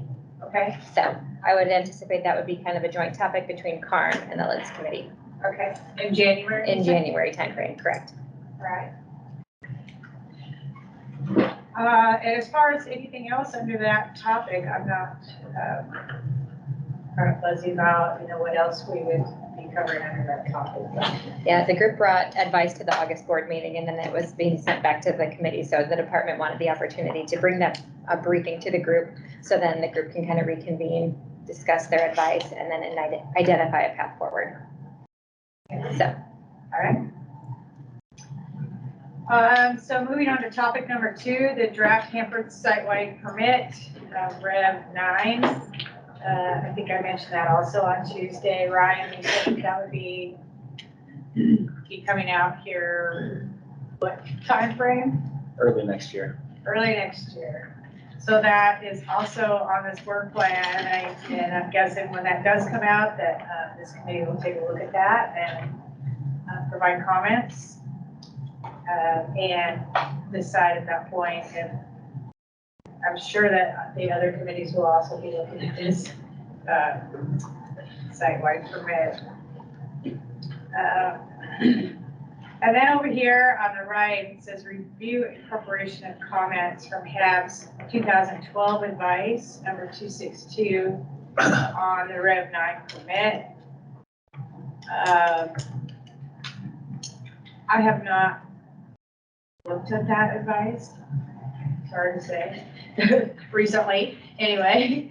So I think it was just some comments and things that about coming out with Rev 9.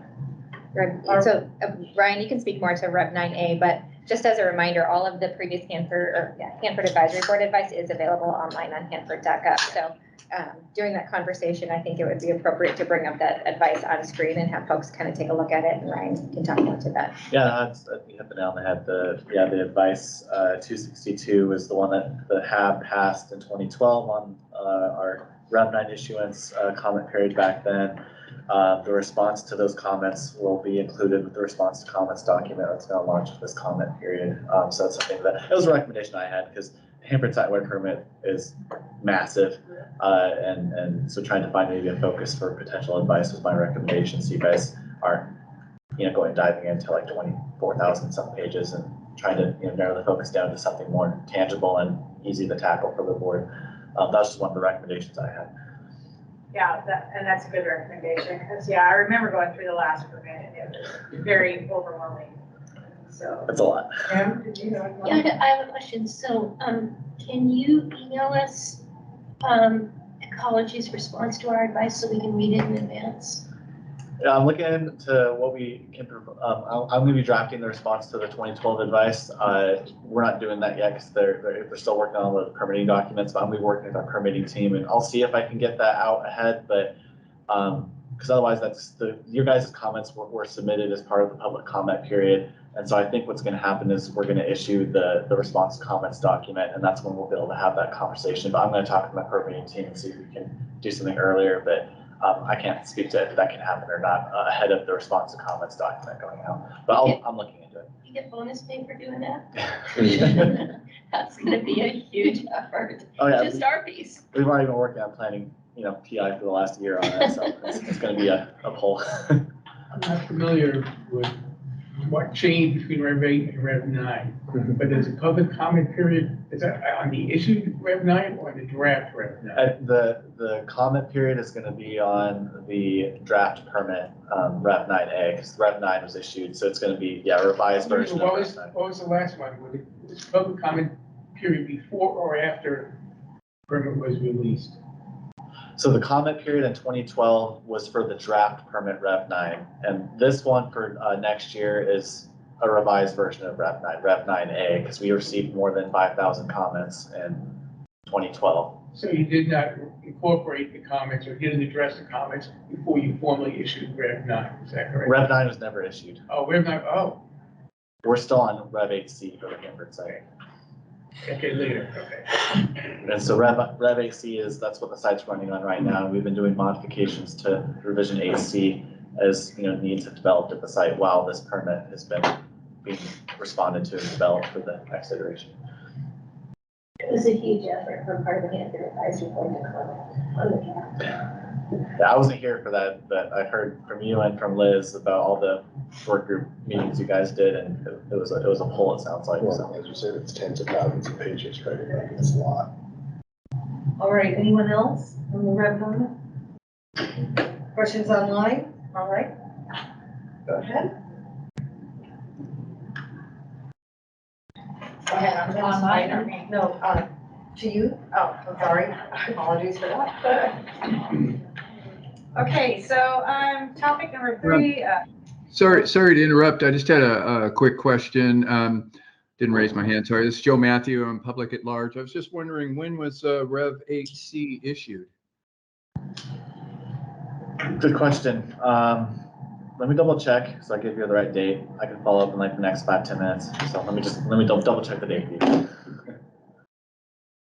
All right, thanks for that question. Back to you, Rebecca. Okay. So infrastructure updates is also on our work plan. TPA agency informational presentation. There was a little bit of talk again on Tuesday about some infrastructure updates, some infrastructure items that were happening on the Hanford site. I know that they're putting in some power poles, getting water and sewer and things like that. Jeff Sedgwick with DOE is committed to bringing a briefing in January to the committee.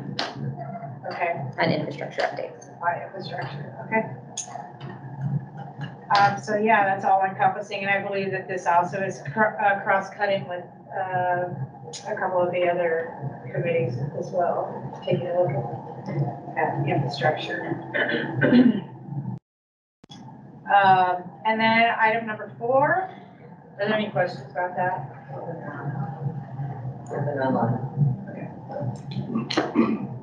So topic number 4, worker safety and health. Again, it says the TPA will be providing an informational presentation. Some of the items that will fall under the worker safety and health, there is emergency response, emergency preparedness, We've covered this in the past, emergency preparedness. We've also done a tour of the EOC at the federal building. This committee's kind of been involved in a couple of the site-wide emergency preparedness drills that have gone on. Emergency response, we've had some lessons learned from actual real events that have taken place on the site. One of them being the Pierix tunnel collapse. There were some lessons learned from that. And then also I think one of the other items that we had brought up since this happened was the active shooter scenario that happened in the 200 East area. We had requested some, after they did their hot wash after that whole event, to maybe, some lessons learned from that as well. Traffic safety, that is still a big issue. We've actually written a couple of pieces of advice on traffic safety. I don't know how many of you know or travel the road out there 240, but there is a big roundabout out in that area now. We've had a couple of semi trucks tip over in the roundabout out there. I don't know how friendly it is to them, but I know we've had a lot less accidents there as far as Hanford site employees trying to cross that major busy highway. So did our advice trigger that construction of that roundabout? Well, we did have some talks with the Department of Transportation over it. A guy from the Department of Transportation got a hold of me. Not that, I don't have the money to help them do any of that, just some ideas. And we did give them our advice that we had written. There were a couple of other suggestions that we had made along with that that didn't get incorporated, of course, but I actually think that there are still some improvements that could be made.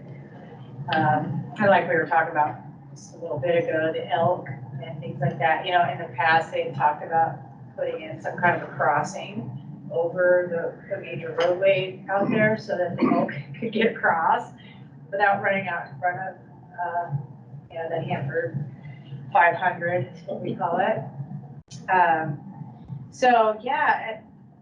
And we had gotten a response back, but we never got a response, I don't believe, back from our response back to DOE. So, we never really did get to talk about this in committee after we got that response back. The whole committee just sit down and say, okay, what do we want to go forward with, from this point, or do we want to do anything at all? So yeah, those are some good items that the committee could talk about. Absolutely. One other thing I wanted to share was that, the worker health and safety is at the forefront of our mission. And so in December, the department is anticipating bringing forward a briefing on the Hanford Workforce Engagement Center. So that should be coming to the full board meeting in December. Oh, that would be good. Yeah. We actually have a HAMTAC member who represents HAMTAC, who is at the engagement center as well. So yeah, they do provide a lot of assistance to the Hanford workforce as well as former Hanford workers. Where's that at? It's down, is it Bradley Boulevard? I don't know the exact address off the top. Yeah, it's where the EPA office used to be, actually, across from what used to be Shiloh's Riverfront Hotel there. 309 Bradley Boulevard, Suite 120. Yeah. Right, yeah.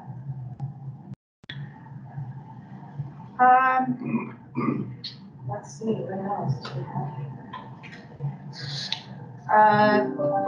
And then number 5, it says milestone updates, and I'm not really, I don't know really what that entails.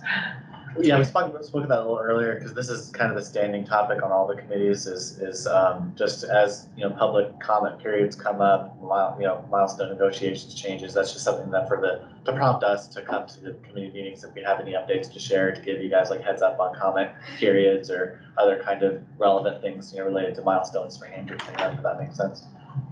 Was that? Yep, I think you captured it good. Milestones that have been missed or milestones that are on target? Yeah, missed on target and progress, just, ongoing work, like I said, public comment periods, involving milestones, just the milestones in general, I guess. That was a topic I think went during the leadership workshop it was a kind of an interest for all the committees just to get regular kind of updates on milestones for Hamburg. Okay. So that's just one of just kind of a standing topic. And Ryan, did you find the final Jeopardy answer on? Yes, I was making sure I had the right year. So the Hanford site-wide permit was first issued in '94. I knew that one, and it's been administratively continued under 8C since 2004. And by administratively continued, I mean that's where you see we process permit modifications every year for 8C while we've been working on Rev 9. Thanks, Ryan. Yeah, no worries. Are there any other questions or comments online? One thing that we want to make sure people understand is, you can sign up for committees, and that there's the community outreach and engagement, which is open to anyone's participation, for the HAB. But after that, there's, Lindsay, help me make sure that I'm capturing this right. Beyond that, you can sign up for 2 committees. So you've got 3 out of the 4. And beyond that, anybody can be on the interested parties list. Beyond those 3, if you wanted to sign up for all of them, you can be a member of the public for the 4th one. Am I capturing that? So members may select 2 committees to join, correct? Okay. So in signing those pieces of paper, we're only supposed to put our name on 2 of them? So they may select 2 committees and to be like a formal member of, right? So 2 committees, and then the COE is kind of like the freebie, kind of like the PIC committee was. Members of the public, members, alternates, everyone is welcome to join, to attend all committee meetings, participate in committee meetings. But yes, if you might want to indicate, formally, these are the 2 I want to be an official member of, and you can sign up for all of them. You'll get the communications, and of course, HAB Happenings always announces those committee meetings information. So if you want to sign up, please do. You're right there, right? Yes. Lindsay, I was wondering also under the worker safety and health. Sure. In the past, we've had a lot of discussions about the beryllium program, and we have not had an update on the beryllium program for quite some time. Okay. Just a presentation. Okay. With the numbers of how many sensitized workers we have, how many people have been tested since the time that it's taken place. And those were good presentations. Yeah, it's been a while since the group has had that. Okay. Yeah, 5 to 3 years. Yeah, I'll take that request back and see what we can bring. Okay. And another item, it doesn't have to be on here, but something that the committee could also talk about is as the site is going into decommissioning of these older buildings, there's going to be a lot of asbestos abatement going on. And, we did have some issues here quite a while ago with some asbestos abatement going on, open air asbestos abatement. And so, that's something that we should probably keep on our radar, so. Sue? We also talked earlier, Becky, about vapors and NewCon R&D permit. So. Yeah, I read that comment, and Ryan, I read yours as well. I'm not familiar with NewCon, what that, So I had recommended HanfordVapors.com. If you take a look at that, it's run by WRPS and there's a lot of information there. That's the thermal oxidation system. If I got that right, Josh, you put that in the chat earlier. But that's another research development demonstration permit that we're processing. There's gonna be a comment period in spring on it. So yeah, you saw the email chain that Susan, you were on, and we anticipate that'll be a topic that we could bring next year when the time's a little more right for it. Okay. And Joe, I see it, your hands raised.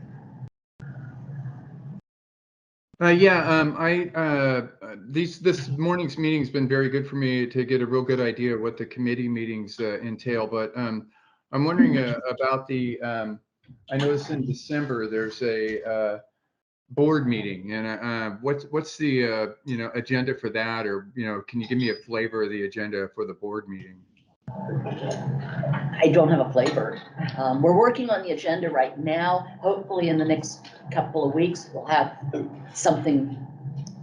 So typically, Joe, for a board meeting, it provides the opportunity for the agencies to provide their agency updates. So the department will provide an update, ecology will provide an update, EPA will provide an update on the work that's been done on the Hanford site since the previous board meeting, which was in August. Now, in addition, this is where I shared that we will have a Hanford Workforce Engagement Center briefing, but also the board meetings offer the opportunity for the board to conduct formal board business, whether that be adopting advice, adopting the work plan, the calendar, and things of that nature. Is that helpful?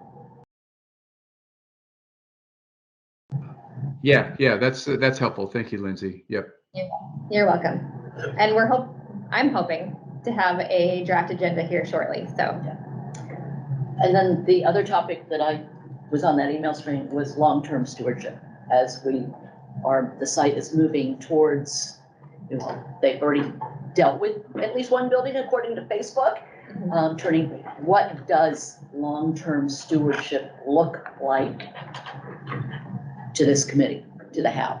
Yes, and so I did identify that this is a topic that is on the work plan for a potential committee of the whole in the springtime. So just something to think about.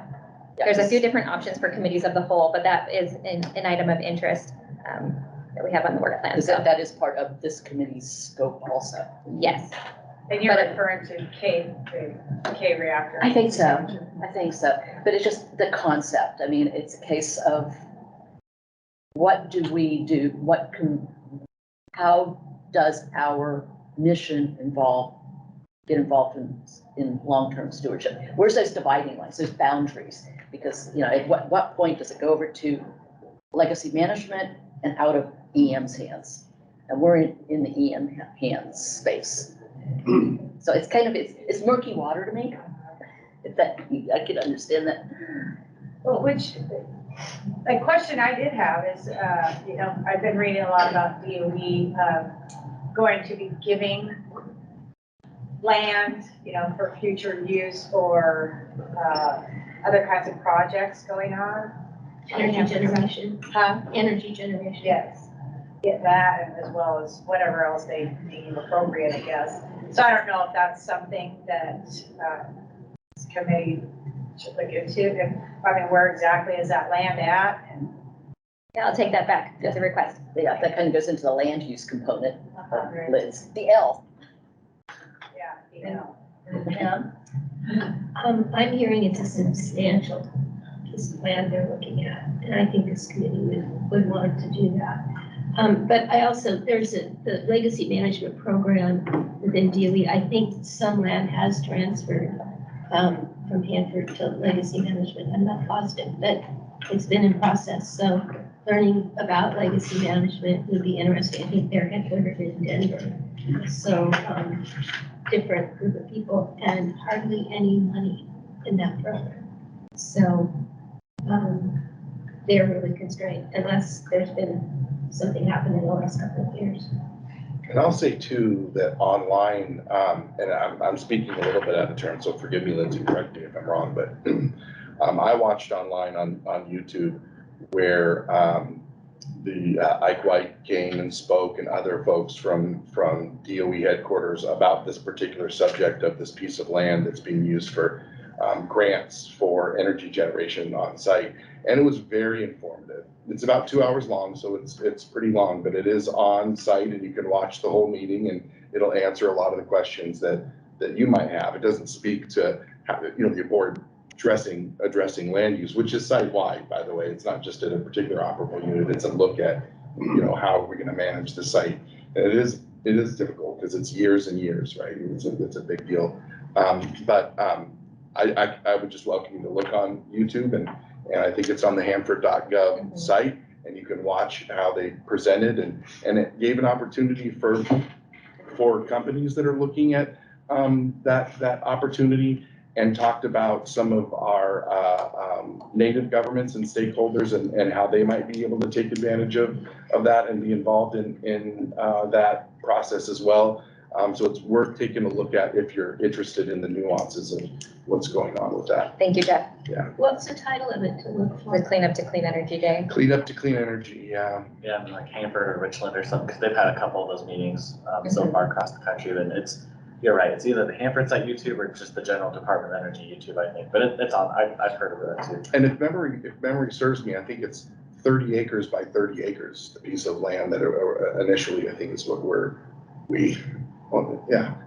looking at. South of One Cave. Correct. It's a lot. Sorry, Lindsay, if I'm overstepping. No, you're fine, Jeff. Thank you. Yeah, well, I bring it up because, some radiological control, workers on the site have mentioned that they've been asked to release some portions of the land and how they're being asked to do that. And so, you can measure the topsoil and it may be okay, but when they start building and start digging down and things like that, how the land use is gonna be, how are they gonna make sure that it's actually clean? Understood.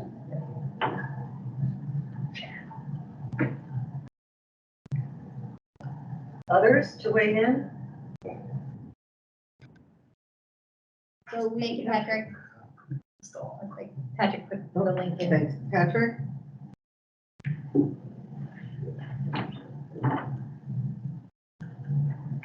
Oh, put the link in. For the Clean Up to Clean Energy Day.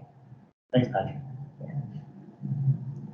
So I have a lot of good information here. So this conversation has been really great for me to take this information back and, put together a briefing that we will be bringing to the group.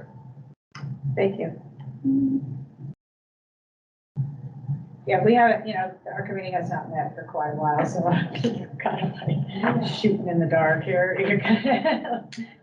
No, you're doing great. I think, when it's time to bring a briefing on traffic safety, I think I'll need some more information on what it is that you're looking for. We've talked about a roundabout, we talked about elk, so maybe just additional dialogue. Yeah, we also talked in our advice, there was some verbiage about the 300 area fire station and that road that goes from there. And then there was talk about, well, they're gonna get rid of that fire station, so they want to put in a road, but that fire station's still there, and they're still using it, and there's still pedestrians going, just, things like that. I'm not sure if this is one you might be interested in. Didn't Richard Bloom say that there was Benton Franklin Transit or somebody restarting to do the carpooling or something to the bus into the site? I'm not sure if there's any progress on that. That could be something to look into. I'm not sure if that'd be Benton Franklin that would take lead on it, or energy, or both of them, but that kind of ties into traffic and traffic safety too. So just a thought I had. Yeah, in the past, he's talked about that a lot at different meetings. He hasn't brought it up recently. Yeah, so I'm not sure if there's any developments on that. Yeah. I think some of that is in negotiation as well with HAMTAC because of the jurisdiction and Teamsters and who's gonna drive the bus kind of thing. So It's really surprising that we haven't had that, I understood that, gosh, I'm trying to remember like with that, but all that industrial area that's kind of that used to be parking for buses, it was designed for parking for buses. Those were, Back that in was the the bus 90s, there law. was a bus service. Yeah. My husband used to ride it out. I used to ride it. It makes sense, I just never understood how it, didn't exist. Yeah, Money. it was the best deal ever. Yeah. It's like $25 a month, get on the bus. They take you out, at the end of the day, get back on the bus. Yeah, It got replaced by carpools. yeah. They got what? Replaced by carpool. Yeah. Van pools. Yeah. They still have the buses at Idaho National Lab. Yeah. All right, so through the course of the day, we've heard a couple things that we know are being prepared for January committee meetings. We've touched on those and started to scope out some potential presentations after that for March and later in the year. So Lindsay, if there's nothing else, I think with that, do we conclude the meeting, adjourn the meeting? Is there anything else from anyone else? All right, this meeting's adjourned. Thank you. Appreciate all your work.